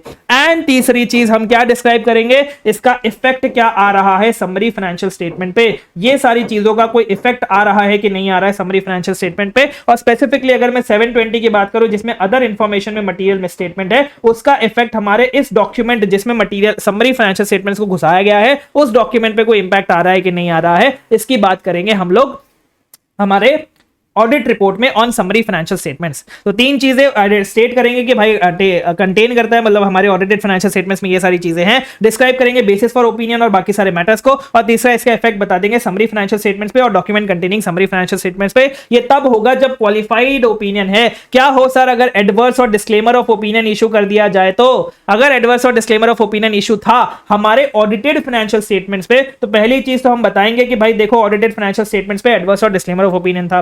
दूसरी चीज हम इसका डिस्क्राइब करेंगे basis for adverse opinion, basis for disclaimer of opinion. And तीसरी चीज हम बोलेंगे कि क्योंकि आपके ऑडिटेड फाइनेंशियल स्टेटमेंट्स में एडवर्स और डिस्क्लेमर ऑफ ओपिनियन था, इसलिए it is inappropriate to express opinion on summary financial statements, इसीलिए हम समरी फाइनेंशियल स्टेटमेंट्स पे ओपिनियन नहीं दे पाएंगे। मतलब अगर आपके ऑडिटेड फाइनेंशियल स्टेटमेंट्स पे एडवर्स और डिस्क्लेमर ऑफ ओपिनियन है तो फिर हम समरी फाइनेंशियल स्टेटमेंट्स पे ओपिनियन नहीं दे सकते हैं। ठीक है, यस सर। नेक्स्ट चीज क्या बोल रहा है सर, अगर हमारे समरी फाइनेंशियल स्टेटमेंट खुद ही कंसिस्टेंट नहीं है ऑडिटेड फाइनेंशियल स्टेटमेंट से, तो फिर हमें मैनेजमेंट को रिक्वेस्ट करना पड़ेगा कि प्लीज आप चेंजेस कर दीजिए। और अगर मैनेजमेंट चेंजेस नहीं कर रहा तो हम डायरेक्टली एडवर्स ओपिनियन दे देंगे। हम समरी फाइनेंशियल स्टेटमेंट में क्वालिफाइड या फिर डिस्क्लेमर ऑफ ओपिनियन नहीं देते हैं, हम सिर्फ और सिर्फ एडवर्स ओपिनियन देते हैं जब हमारे समरी फाइनेंशियल स्टेटमेंट हमारे ऑडिटेड फाइनेंशियल स्टेटमेंट से कंसिस्टेंट नहीं होते हैं तो। ठीक है, यस सर। चलिए फॉर्म ऑफ ओपिनियन की बात कर लेते हैं। फॉर्म ऑफ ओपिनियन में ये बोल रहा है कि अगर हमने अनमॉडिफाइड ओपिनियन दिया समरी फाइनेंशियल स्टेटमेंट पे, तो हमारे ओपिनियन में दोनों में से कोई एक फ्रेजेस यूज होगा, या तो कि समरी फाइनेंशियल स्टेटमेंट्स कंसिस्टेंट है in all material respects with audited financial statements as per the applied criteria, या फिर हमारे summary financial statements are fair summary of audited financial statements as per the applied criteria. अगर law and regulation prescribe करता है कि भाई तुम्हें कोई डिफरेंट वर्डिंग ऑफ ओपिनियन देनी है, तो हमें अप्लाई करना है प्रोसीजर्स जो हमने पहले डिस्कस किए थे, और फर्दर प्रोसीजर्स भी अप्लाई करने पड़ सकते हैं उस ओपिनियन को एक्सप्रेस करने के लिए। हमें ये इवैल्यूएट करना है कि क्या users of summary financial statements हमारे ओपिनियन को मिसअंडरस्टैंड करेंगे। अगर हाँ, तो फिर हमें एडिशनल एक्सप्लेनेशन इंक्लूड करना पड़ेगा इस मिसअंडरस्टैंडिंग को दूर करने के लिए। अगर हम एडिशनल एक्सप्लेनेशन इंक्लूड नहीं कर सकते तो फिर हमें ये एंगेजमेंट ही एक्सेप्ट नहीं करना पड़ेगा unless required by law and regulation. और अगर लॉ एंड रेगुलेशन रिक्वायर है इसलिए हम एंगेजमेंट एक्सेप्ट कर रहे हैं, तो फिर हमें अपनी रिपोर्ट में ये नहीं बोलना कि हम एसए से कंप्लाई कर रहे हैं। ठीक है, यस सर। चलिए, अगर आपके ऑडिटेड फाइनेंशियल स्टेटमेंट्स में ऐसा कोई रेस्ट्रिक्शन और डिस्ट्रीब्यूशन और यूज पे या फिर कोई अलर्ट हो रीडर्स को बेसिस ऑफ अकाउंटिंग के बारे में, मतलब आपके audited financial statement special purpose framework के बेसिस पे बने हैं, तो यही सेम पैराग्राफ हमें इंक्लूड करने हैं, यही सिमिलर रिस्ट्रिक्शन, यही सिमिलर अलर्ट हमें इंक्लूड करना है हमारी report on summary financial statements पे भी। ठीक है, यस सर। नेक्स्ट हम बात करते हैं कंपैरेटिव्स की, जो आपके ऐसे 710 में है कि अगर हमारे ऑडिटेड फाइनेंशियल स्टेटमेंट्स में कंपैरेटिव है लेकिन समरी फाइनेंशियल स्टेटमेंट्स में नहीं है, तो फिर ऑडिटर को डिटरमाइन करना है कि क्या ये ओमिशन रीजनेबल है। अगर ये अनरीजनेबल है तो इसका इफेक्ट देखना है मुझे मेरी report on summary financial statements पे। अगर समरी फाइनेंशियल स्टेटमेंट्स में कंपैरेटिव है जिसके किसी अदर ऑडिटर ने ऑडिट किया था, रिपोर्ट किया था, तो फिर समरी फाइनेंशियल स्टेटमेंट्स में वो सारे मैटर्स आ जाएंगे जो हमारे as per SA 710 audited financial statements की रिपोर्ट में आते हैं कि भाई उन्होंने ऑडिट किया था, उन्होंने क्या टाइप ऑफ ओपिनियन दिया था, उन्होंने क्या डेट ऑफ रिपोर्ट दी थी। ठीक है, यस सर। ये हम थोड़ी देर में डिस्कस करते हैं। फिर हम बात करते हैं मॉडिफिकेशंस की, जो हमने ऑडिटेड फाइनेंशियल स्टेटमेंट्स में दिया है कि अगर हमने ऑडिटेड फाइनेंशियल स्टेटमेंट्स में क्वालिफाइड ओपिनियन दिया था, ईएम ओम दिया था, मुर्ग कैम दिया था, या फिर अदर इंफॉर्मेशन वाला दिया था, और लेकिन ऑडिटर सेटिस्फाइड है कि हमारे समरी फाइनेंशियल स्टेटमेंट्स तो भाई कंसिस्टेंट है, वो तो एकदम बढ़िया है, तो फिर मुझे अपनी रिपोर्ट में बताना पड़ेगा कि हमारे ऑडिटेड फाइनेंशियल स्टेटमेंट्स में ये सारी चीजें थी। दूसरा, डिस्क्राइब करना पड़ेगा बेसिस फॉर क्वालिफाइड ओपिनियन को या फिर ये सारी चीजों को। और तीसरा, इसका क्या इफेक्ट आ रहा है मेरे फाइनेंशियल समरी फाइनेंशियल स्टेटमेंट्स पे या फिर document containing summary financial statements पे, वो मुझे इवैल्यूएट करना पड़ेगा, डिस्क्राइब करना पड़ेगा मेरी report on summary financial statements पे। ठीक है, यस सर। लेकिन अगर ऑडिटेड फाइनेंशियल स्टेटमेंट्स में एडवर्स और डिस्क्लेमर ऑफ ओपिनियन दिया था, तो फिर समरी फाइनेंशियल स्टेटमेंट्स में तीन चीजें बतानी है कि भाई देखो ऑडिटेड फाइनेंशियल स्टेटमेंट्स में एडवर्स और डिस्क्लेमर ऑफ ओपिनियन था।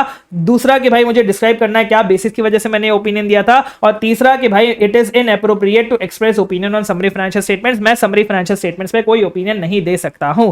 ठीक है, यस सर। लास्ट चीज हम यहां पे डिस्कस कर रहे हैं कि सर समरी फाइनेंशियल स्टेटमेंट्स अगर कंसिस्टेंट नहीं है आपके ऑडिटेड फाइनेंशियल स्टेटमेंट से और मैनेजमेंट भी एग्री नहीं कर रहा चेंजेस करने के लिए, तो फिर हम एडवर्स ओपिनियन दे देंगे, एडवर्स ओपिनियन दे देंगे, क्वालिफाइड और डिस्क्लेमर ऑफ ओपिनियन नहीं देंगे। ठीक है, यस सर। चलिए अब आगे का डिस्कशन हम लोग करते हैं। आगे ये बोल रहा है कि अगर आपके समरी फाइनेंशियल स्टेटमेंट में भी कोई सप्लीमेंट्री इंफॉर्मेशन ऐड कर दी गई है, जो सप्लीमेंट्री इंफॉर्मेशन अनऑडिटेड है, तो जैसा हमने ऐसे 700 में पढ़ा था वही सेम चीज यहां पे बोल रहा है कि हमें ये चेक करना है कि ये क्लियरली डिफरेंशिएटेड होना चाहिए from the summary financial statements. अगर ये क्लियरली डिफरेंशिएटेड नहीं है तो हमें मैनेजमेंट को रिक्वेस्ट करना है कि प्लीज आप इसको चेंज कर दीजिए। और अगर अगर मैनेजमेंट रिफ्यूज कर रहा है चेंज करने से, तो हमें अपनी रिपोर्ट में एक्सप्लेन करना पड़ेगा, मॉडिफाई नहीं करना भाई, हमें अपनी रिपोर्ट में एक्सप्लेन करना पड़ेगा कि ये हमारी रिपोर्ट से कवर्ड नहीं है, मतलब हम इस पे ओपिनियन नहीं दे रहे हैं। दूसरी चीज, अगर कोई अदर इंफॉर्मेशन है, अदर इंफॉर्मेशन कहां पे होगी सर? उस डॉक्यूमेंट में होगी जिसमें हमारी समरी इन फाइनेंशियल स्टेटमेंट्स है। अगर अदर इंफॉर्मेशन है तो हमें उसको रीड करना है, चेक करना है कि ये मटेरियल इनकंसिस्टेंसी है क्या अदर इंफॉर्मेशन और समरी फाइनेंशियल स्टेटमेंट्स में। अगर है तो फिर मुझे इंश्योर चेक करना पड़ेगा कि किसको रिवाइज करने की जरूरत है, या अदर इंफॉर्मेशन को रिवाइज करने की जरूरत है या फिर समरी फाइनेंशियल स्टेटमेंट्स को रिवाइज करने की जरूरत है। अगर अदर इंफॉर्मेशन को रिवाइज करने की जरूरत है तो फिर मुझे मैनेजमेंट के साथ डिस्कस करना पड़ेगा, उसको बोलना पड़ेगा कि प्लीज आप इसको रिवाइज कीजिए। अगर मैनेजमेंट रिवाइज नहीं कर रहा है, रिफ्यूज कर रहा है, तो इसका इंप्लीकेशन मुझे अपनी रिपोर्ट पे देखना पड़ेगा। ठीक है, यस सर। नेक्स्ट चीज हम बात करते हैं सर, उन इवेंट्स की बात कर रहे हैं जो इवेंट्स आपके report on audited financial statements के बाद होते हैं। ध्यान दीजिएगा, इंपॉर्टेंट टॉपिक है आपका, बढ़िया टॉपिक है। ये क्या बोल रहा है सर? पहले आपको ऑडिटेड फाइनेंशियल स्टेटमेंट्स पे रिपोर्ट देनी है, उसके बाद ही आप समरी फाइनेंशियल स्टेटमेंट्स पे रिपोर्ट दे पाओगे। आप पहले ऑडिटेड फाइनेंशियल, आप पहले बड़े फाइनेंशियल स्टेटमेंट्स का रिपोर्ट दोगे, उस पे ऑडिट खत्म करोगे, फिर ही आप समरी फाइनेंशियल स्टेटमेंट्स पे रिपोर्ट दोगे, फिर ही आप समरी फाइनेंशियल स्टेटमेंट्स का ऑडिट खत्म करोगे। पहली चीज तो ये। दूसरी चीज कि सर मैंने ये ऑडिटेड फाइनेंशियल स्टेटमेंट्स का रिपोर्ट दिया था 30 मई का और मैं समरी फाइनेंशियल स्टेटमेंट्स का रिपोर्ट देने जा रहा हूं 30 जून का, तो इसके बीच में मतलब क्या? इन दोनों डेट्स के बीच में मतलब after the report on summary financial statements अगर कोई सब्सीक्वेंट इवेंट होता है तो इसका इफेक्ट मुझे इस डेट की रिपोर्ट में भी नहीं लेना है। क्यों नहीं लेना है सर? क्योंकि मेरे जो सबसे समरी फाइनेंशियल स्टेटमेंट होते हैं वो मेरे ऑडिटेड फाइनेंशियल स्टेटमेंट से ही डिराइव्ड होते हैं, और ऑडिटेड फाइनेंशियल स्टेटमेंट में यहां तक जो इवेंट्स हुए हैं सिर्फ उनका ही इफेक्ट आता है, आगे वाले इवेंट्स का इफेक्ट नहीं आता है, अनलेस हम अपने फाइनेंशियल स्टेटमेंट्स को अमेंड कर दे तो आगे वाले इवेंट का इफेक्ट नहीं आता है। इसलिए मैं भी अपनी समरी फाइनेंशियल स्टेटमेंट्स की रिपोर्ट में सिर्फ यहां तक के इवेंट का ही इफेक्ट लूंगा, इसके आगे वाले इवेंट का इफेक्ट नहीं लेने वाला। तो यही पूरा प्रोसेस यहां पे बताया गया है कि सर आप जब रिपोर्ट दे रहे हो समरी फाइनेंशियल स्टेटमेंट्स में, वो बाद में होती है compare to report on audited financial statements. इसमें हमें दो काम नहीं करने पड़ते। कौन से दो काम नहीं करने पड़ते सर? सबसे पहला, मुझे एडिशनल एविडेंस नहीं लेना है ऑडिटेड फाइनेंशियल स्टेटमेंट्स में। ये तो हमने ऐसे 230 में भी डिस्कस किया था कि एक बार हमने डेट ऑफ रिपोर्ट डाल दी, उसके बाद हमें कोई एडिशनल एविडेंस लेने की जरूरत नहीं है, वही चीज बोल रहा है। और दूसरी चीज ये बोल रहा है कि हमें क्या नहीं करना है सर? हमें रिपोर्टिंग नहीं करनी है उन इवेंट्स के बारे में जो after the report on audited financial statements हो रहे हैं। उन इवेंट्स के इफेक्ट्स के बारे में मुझे कोई रिपोर्ट नहीं देनी है इन R report on summary financial statements. मतलब मुझे फर्क नहीं पड़ता है, जो इवेंट्स हमारे इस रिपोर्ट में कंसीडर हो गए सिर्फ वही इवेंट्स मैं अपने समरी फाइनेंशियल स्टेटमेंट्स की रिपोर्ट में कंसीडर करूंगा, उसके बाद वाले कोई इवेंट्स मुझे कंसीडर करने की जरूरत नहीं है। ठीक है, यस सर। अब अगर आप ऐसा कर रहे हो तो फिर आपको अपनी रिपोर्ट में बताना पड़ेगा, आपको अपनी रिपोर्ट में यह बताना पड़ेगा कि देखो भाई, समरी फाइनेंशियल स्टेटमेंट्स में और आपके ऑडिटेड फाइनेंशियल स्टेटमेंट्स में उन इवेंट्स का रिफ्लेक्शन नहीं है जो इवेंट सब्सीक्वेंट इवेंट्स है after the report on audited financial statements वाले इवेंट है। उन इवेंट्स का हमने दोनों फाइनेंशियल स्टेटमेंट्स में कोई भी रिफ्लेक्शन नहीं दे रखा है, कोई भी एडजस्टमेंट नहीं कर रखा है। ठीक है, यस सर। अब एक और चीज यहां पे ये बोल दी कि सर अगर आपको इस डेट के बाद कुछ फैक्ट्स के बारे में पता चलता है, एक तो फर्स्ट कैटेगरी थी हमारा इवेंट्स ऐसे 560 में, और दूसरी कैटेगरी थी फैक्ट्स। तो अगर हमें कोई फैक्ट्स के बारे में पता चलता है जो अगर हमें पहले पता होता तो हम अपनी रिपोर्ट में चेंजेस कर देते, तो उसके लिए मैनेजमेंट से डिस्कशन करना पड़ता है, चेक करना पड़ता है फाइनेंशियल स्टेटमेंट्स में अमेंडमेंट की जरूरत है क्या, और फाइनेंशियल स्टेटमेंट्स को अमेंड करना अगर है तो फिर मैनेजमेंट से पूछते हैं कि आप कैसे प्लान कर रहे हो अमेंड करने के लिए। और एक बार फाइनेंशियल स्टेटमेंट्स अमेंड हो जाए तो हम अपनी ऑडिट रिपोर्ट नई वापस से बना के देते, नई या फिर अमेंडेड ऑडिट रिपोर्ट देते हैं। तो ये जो हम सारा काम करते हैं, एक बार अगर हमें फैक्ट पता चल गया तो ये सारा काम करने के बाद ही हम अपनी रिपोर्ट दे सकते हैं ऑन समरी फाइनेंशियल स्टेटमेंट, उससे पहले नहीं दे सकते हैं। मैंने क्या बोला सर? मैं अपनी रिपोर्ट देने जा रहा था समरी फाइनेंशियल स्टेटमेंट्स की 30 जून को, लेकिन मुझे कोई इफेक्ट पता चल गया 29 जून को। अब 29 जून को मुझे फैक्ट पता चला है तो एज पर ऐसे 560 मुझे ये मैनेजमेंट से डिस्कस करना पड़ेगा, उनसे पूछना पड़ेगा अमेंडमेंट की जरूरत है, उनको बोलना पड़ेगा कि हाँ भाई अमेंडमेंट की जरूरत है, तो कैसे आप अमेंडमेंट करने वाले हो। फिर वो अमेंडेड फाइनेंशियल स्टेटमेंट्स इशू करेंगे, फिर मैं उस पर रिपोर्ट दूंगा। तो जब तक मैं ये अपनी ऑडिटेड फाइनेंशियल स्टेटमेंट्स की रिपोर्ट को न्यू या फिर अमेंडेड रिपोर्ट ना दे दूं, तब तक मैं हमारी report on summary financial statements नहीं दूंगा, फिर मुझे इसको डिले करना पड़ेगा। वही सेम चीज यहां पे लिखी गई है। ठीक है, यस सर। और लास्ट चीज आती है आपके ऑडिटर के एसोसिएशन के बारे में कि आप अपने समरी फाइनेंशियल स्टेटमेंट्स के साथ ऑडिटर को कैसे कैसे एसोसिएट नहीं कर सकते हो। सबसे पहली चीज ये बोल रही है कि एंटिटी ने एक स्टेटमेंट दिया है कि ऑडिटर ने समरी फाइनेंशियल स्टेटमेंट्स पे रिपोर्ट बनाई है, मतलब ऑडिटर ने समरी फाइनेंशियल स्टेटमेंट्स को ऑडिट किया है। ये स्टेटमेंट उसने उस डॉक्यूमेंट में दिया है जिसमें हमारे समरी फाइनेंशियल स्टेटमेंट्स हैं, और ये जो स्टेटमेंट तो एंटिटी ने दे दिया उस डॉक्यूमेंट में, लेकिन उस डॉक्यूमेंट में उन्होंने हमारी रिपोर्ट को इंक्लूड नहीं किया। भाई ये तो बता दिया कि हमने समरी फाइनेंशियल स्टेटमेंट्स को ऑडिट किया है, लेकिन यही नहीं बताया कि हमारी रिपोर्ट क्या है, हमारी रिपोर्ट को ही चिपका के नहीं भेजा है। तो हम मैनेजमेंट को रिक्वेस्ट करेंगे कि प्लीज आप हमारी रिपोर्ट को भी भेज दीजिए। लेकिन अगर मैनेजमेंट रिफ्यूज करे कि जाओ मैं तुम्हारी रिपोर्ट को नहीं भेजता हूं, तो फिर हम मैनेजमेंट को रोकेंगे, प्रिवेंट करेंगे हमें गलत तरीके से एसोसिएट करने के लिए with the summary financial statements. हम कैसे रोकेंगे सर मैनेजमेंट को, वो हम लीगल अपना ओपिनियन लेंगे, वो सारी चीजें, लेकिन बस आप इतना ध्यान रखिए कि हम मैनेजमेंट को प्रिवेंट करेंगे कि वो हमें इनएप्रोप्रिएटली एसोसिएट ना करे समरी फाइनेंशियल स्टेटमेंट्स के साथ।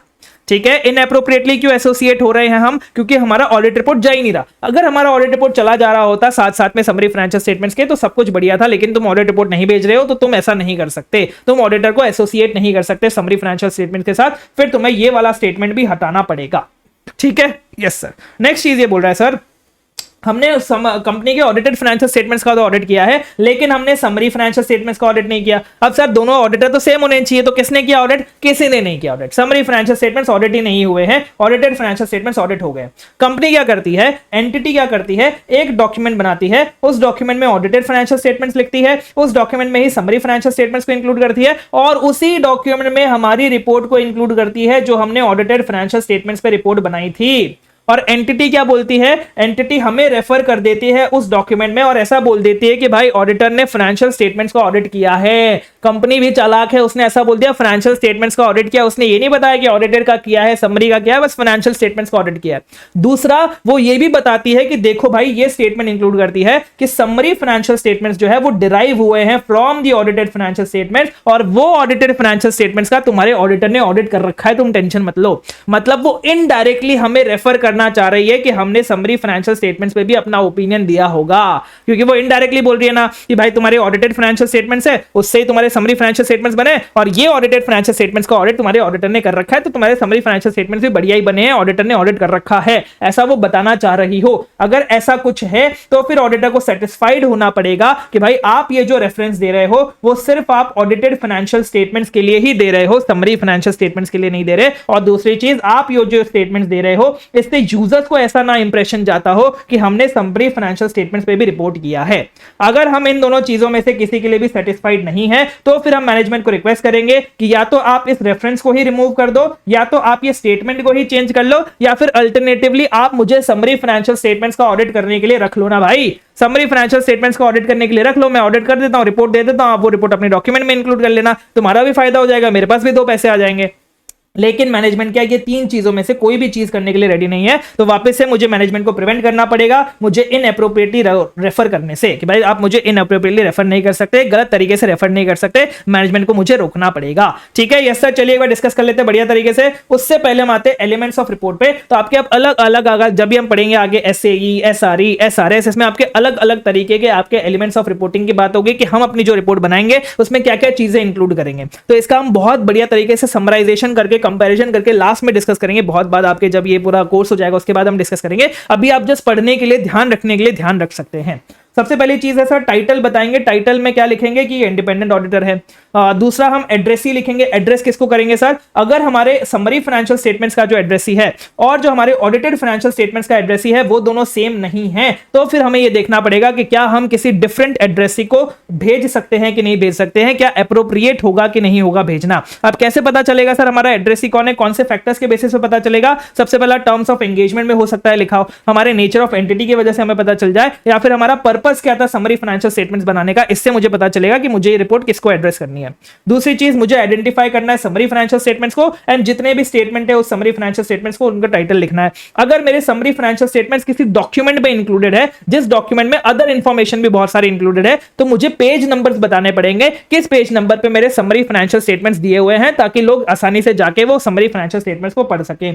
नेक्स्ट, मुझे आइडेंटिफाई करना पड़ेगा ऑडिटेड फाइनेंशियल स्टेटमेंट्स को भी, जिससे हमारे समरी फाइनेंशियल स्टेटमेंट्स डिराइव हुए हैं। नेक्स्ट, अगर रिक्वायर्ड है तो फिर मुझे ये स्टेटमेंट देना पड़ेगा अपने समरी फाइनेंशियल स्टेटमेंट्स में और अपने ऑडिटेड फाइनेंशियल स्टेटमेंट्स में कि भाई इन दोनों स्टेटमेंट में उन इवेंट्स का रिफ्लेक्शन नहीं है जो इवेंट सब्सिक्वेंट हुए हैं to the date of report on audited financial statements. और हमने वो बहुत बढ़िया तरीके से नीचे डिस्कशन कर लिया है, जो हम वापस अभी और डिस्कशन करने वाले हैं। नेक्स्ट चीज ये बोल रहा है सर मुझे रेफर करना है अपनी ऑडिट फाइनेंशियल स्टेटमेंट्स की रिपोर्ट को भी, बताना पड़ेगा मेरी डेट ऑफ रिपोर्ट क्या है एंड बताना पड़ेगा कि मैंने अनमॉडिफाइड ओपिनियन इशू किया है ऑडिटेड फाइनेंशियल स्टेटमेंट्स पे। सर अगर मैंने मॉडिफाइड ओपिनियन इशू किया हो तो क्या करेंगे, वो हमने ऑलरेडी डिस्कस कर लिया है, ठीक है। Yes sir. नेक्स्ट ये बोल रहा है सर हमें ये स्टेटमेंट देना पड़ेगा कि समरी फाइनेंशियल स्टेटमेंट में आपके ऑडिटेड फाइनेंशियल स्टेटमेंट जितने डिस्क्लोजर्स नहीं है तो समरी फाइनेंशियल स्टेटमेंट को पढ़ना ऑडिटेड फाइनेंशियल स्टेटमेंट को पढ़ने जितना बराबर नहीं है।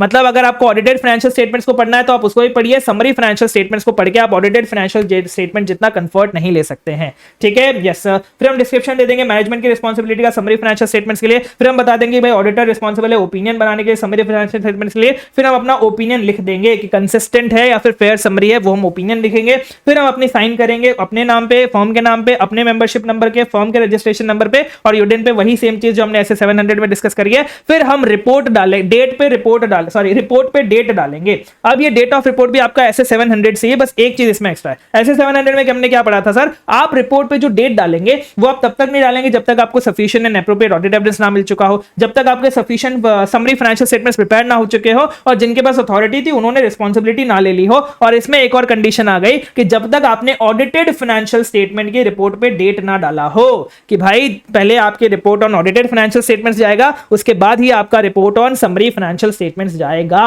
ठीक है। Yes sir. लास्ट में बोल रहा है प्लेस ऑफ सिग्नेचर बता देना कौन से सिटी में आप साइन कर रहे हो। अब हम बात करते हैं जो हमने अभी थोड़ी देर पहले पढ़े थे, अनऑडिटेड सप्लीमेंट्री इन्फॉर्मेशन जो हमने प्रेजेंट किया है समरी फाइनेंशियल स्टेटमेंट्स के साथ, हमें ये इवैल्यूएट करना है कि ये क्लियरली डिफरेंशिएटेड है या फिर नहीं है। अगर नहीं है तो हमें मैनेजमेंट को बोलना है कि प्लीज आप इसका प्रेजेंटेशन चेंज कीजिए। अगर मैनेजमेंट रिफ्यूज कर रहा है तो हमें एक्सप्लेन करना है अपनी रिपोर्ट में कि समरी फाइनेंशियल स्टेटमेंट्स हमारी रिपोर्ट पे कवर्ड नहीं है, मॉडिफाई नहीं करना अपने ओपिनियन को। अदर इन्फॉर्मेशन की बात करेंगे, रीड करना है, कंसिडर करना है कि मटीरियल इनकंसिस्टेंसी है क्या अदर इन्फॉर्मेशन और समरी फाइनेंशियल स्टेटमेंट्स में। अगर हम आइडेंटिफाई करते हैं कि हाँ भाई मटीरियल इनकंसिस्टेंसी है तो हमें चेक करना पड़ेगा किसको रिवाइज करने की जरूरत है, समरी फाइनेंशियल स्टेटमेंट्स को रिवाइज करना है या फिर अदर इन्फॉर्मेशन को रिवाइज करना है। अगर अदर इंफॉर्मेशन को रिवाइज करने की जरूरत है तो हमें यह मैटर को डिस्कस करना पड़ेगा मैनेजमेंट के साथ। अगर मैनेजमेंट रिफ्यूज करती है रिवाइज करने के लिए तो फिर हम एप्रोप्रिएट एक्शन लेंगे, इंक्लूडिंग इसका इंप्लीकेशन देखेंगे हमारी रिपोर्ट पे, ठीक है। Yes sir. इसका नेक्स्ट पॉइंट आता है आपका इवेंट्स जो बाद में हो रहे हैं report on audited financial statements के बाद वाले इवेंट्स को। तो अगर हम रिपोर्ट कर रहे हैं समरी फाइनेंशियल स्टेटमेंट्स को जो after completion of audited financial statements है, तो फिर हमें दो चीजें नहीं करनी है, दो चीजें रिक्वायर्ड नहीं है। सबसे पहला हमें ऑडिशनल एविडेंस नहीं लेना है ऑडिटेड फाइनेंशियल स्टेटमेंट्स पे और ना ही हमें रिपोर्ट करना है उन इवेंट्स के बारे में जो subsequently to the date of report on audited financial statements हो रहे हैं। इन सच केसेस हमारी जो रिपोर्ट है समरी फाइनेंशियल स्टेटमेंट्स में उसमें लिखा होना चाहिए कि आपके जो समरी फाइनेंशियल स्टेटमेंट्स है और जो ऑडिटेड फाइनेंशियल स्टेटमेंट्स है उनमें इन इवेंट्स के बारे में कुछ नहीं बताया गया है जो events after the date of report on audited financial statements हो रहे हैं, ठीक है। Yes sir. और साथ ही साथ ये बोल रहे हैं कि आपको उन फैक्ट्स के बारे में पता चल सकता है जो आपके date of report on audited financial statements पे थे, तो जिसके बारे में आपको पहले नहीं पता था, तो आपको अपनी समरी फाइनेंशियल स्टेटमेंट्स पे रिपोर्ट तब तक इशू नहीं करनी है जब तक आप उन फैक्ट्स को कंसीडर ना कर लो as per SA 560 with respect to audited financial statements, ठीक है। Yes sir. एक क्वेश्चन करना है, क्वेश्चन बहुत सिंपल है 126 का। यहां पे क्या हो रहा है सर, यहां पे हमने ऑडिटेड फाइनेंशियल स्टेटमेंट्स पे रिपोर्ट दे दी है 15 जून को और हम समरी फाइनेंशियल स्टेटमेंट पे रिपोर्ट दे रहे हैं 15 जुलाई को, एक महीने बाद। अब बताइए मेरी क्या एडिशनल रिस्पांसिबिलिटी है, मेरी सिर्फ ये एडिशनल रिस्पांसिबिलिटी है कि मुझे अपने रिपोर्ट में बताना पड़ेगा कि समरी फाइनेंशियल स्टेटमेंट्स और ऑडिटेड फाइनेंशियल स्टेटमेंट्स में उन इवेंट्स के बाद कोई रिफ्लेक्शन नहीं है जो इवेंट्स में subsequent to the date of auditors report on audited financial statements हो रहे हैं, ठीक है। Yes sir. सिंपल सा क्वेश्चन था। नेक्स्ट अब लास्ट टॉपिक आता है आपका ऑडिटर्स एसोसिएशन का, कि अगर एंटिटी प्लान कर रही है कि वो ऐसा स्टेटमेंट देगी कि ऑडिटर ने रिपोर्ट किया है समरी फाइनेंशियल स्टेटमेंट्स में उसकी डॉक्यूमेंट के अंदर, तो और लेकिन वो हमारी रिलेटेड रिपोर्ट, वो हमारी ऑडिटर रिपोर्ट को इंक्लूड नहीं करने वाली है उस डॉक्यूमेंट में, तो फिर हमें रिक्वेस्ट करना है मैनेजमेंट को कि प्लीज आप हमारी ऑडिट रिपोर्ट भी इंक्लूड कर दीजिए। और अगर मैनेजमेंट नहीं करती है ऐसा तो फिर हमें एप्रोप्रिएट एक्शन लेने हैं ताकि हम मैनेजमेंट को रोक सके हमें इनएप्रोप्रिएटली एसोसिएट करने से with the summary financial statements in that document. Auditor को अगर एंगेज किया गया है ऑडिट ऑफ फाइनेंशियल स्टेटमेंट्स करने के लिए, लेकिन समरी फाइनेंशियल स्टेटमेंट्स को ऑडिट करने के लिए एंगेज नहीं किया गया है, और अगर एंटिटी बोल रही है कि मैं एक ऐसा स्टेटमेंट दूंगी मेरी डॉक्यूमेंट में जिसमें मैं ऑडिटर को रेफर करूंगी कि उसने ऑडिट किया है फाइनेंशियल स्टेटमेंट्स का, एंड साथ ही साथ मैं ऐसा स्टेटमेंट दूंगी जिसमें मैं ये बताऊंगी कि summary financial statements are derived from audited financial statements जिनका ऑडिटर ने किया हुआ है, तो फिर ऑडिटर को सेटिस्फाई होना पड़ेगा कि ये जो रेफरेंस किया जा रहा है ये सिर्फ आपने ऑडिटेड फाइनेंशियल स्टेटमेंट्स के लिए किया है, एंड साथ में जो स्टेटमेंट दी गई है इससे ऐसा कोई इंप्रेशन नहीं आ रहा हो कि हमारे समरी फाइनेंशियल स्टेटमेंट्स में भी ऑडिटर ने रिपोर्ट किया है। अगर आप सेटिस्फाइड नहीं है तो फिर रिक्वेस्ट करना है मैनेजमेंट को कि प्लीज आप स्टेटमेंट चेंज कर दीजिए या फिर आप रेफरेंस को इंक्लूड मत कीजिए अल्टरनेटिवली या तो हो सकता है आप मुझे ऑडिटर को एंगेज कर सकते हैं समरी फाइनेंशियल स्टेटमेंट्स पे रिपोर्ट करने के लिए, और वो रिपोर्ट का आप अपने डॉक्यूमेंट में इंक्लूड कर देते हैं। अगर मैनेजमेंट स्टेटमेंट चेंज नहीं कर रही है, रेफरेंस डिलीट नहीं कर रही है, या फिर हमारे समरी फाइनेंशियल स्टेटमेंट्स की रिपोर्ट को डॉक्यूमेंट में इंक्लूड नहीं कर रही है, तो फिर हमें एप्रोप्रिएट एक्शन लेना है मैनेजमेंट को प्रिवेंट करने के लिए कि वो हमें इनएप्रोप्रिएटली रेफर ना कर पाए, वो गलत तरीके से हमें रेफर ना करे। ये था हमारा पूरा SA-10। आई होप आपको बहुत अच्छे से क्लियर हो गया होगा। अब हम लास्ट में जाते जाते मैं एक चीज कहना चाहूंगा कि sir auditors summarise what matters, वैसे ही students must revise what matters. हमें बार बार उन चीजों को रिवाइज करना पड़ेगा जो ज्यादा इंपॉर्टेंट है। हमें हमें पूरा सिलेबस जितना भी हम कवर कर रहे हैं उसे हमें बार रिवाइज करना पड़ेगा ताकि हमारी एक्यूरेसी ऑफ आंसर सही आए। ठीक है, यस सर, इस बार ऑडिट में एग्जामिनेशन पार बस दुआ में याद रखना। Thank you, bye bye.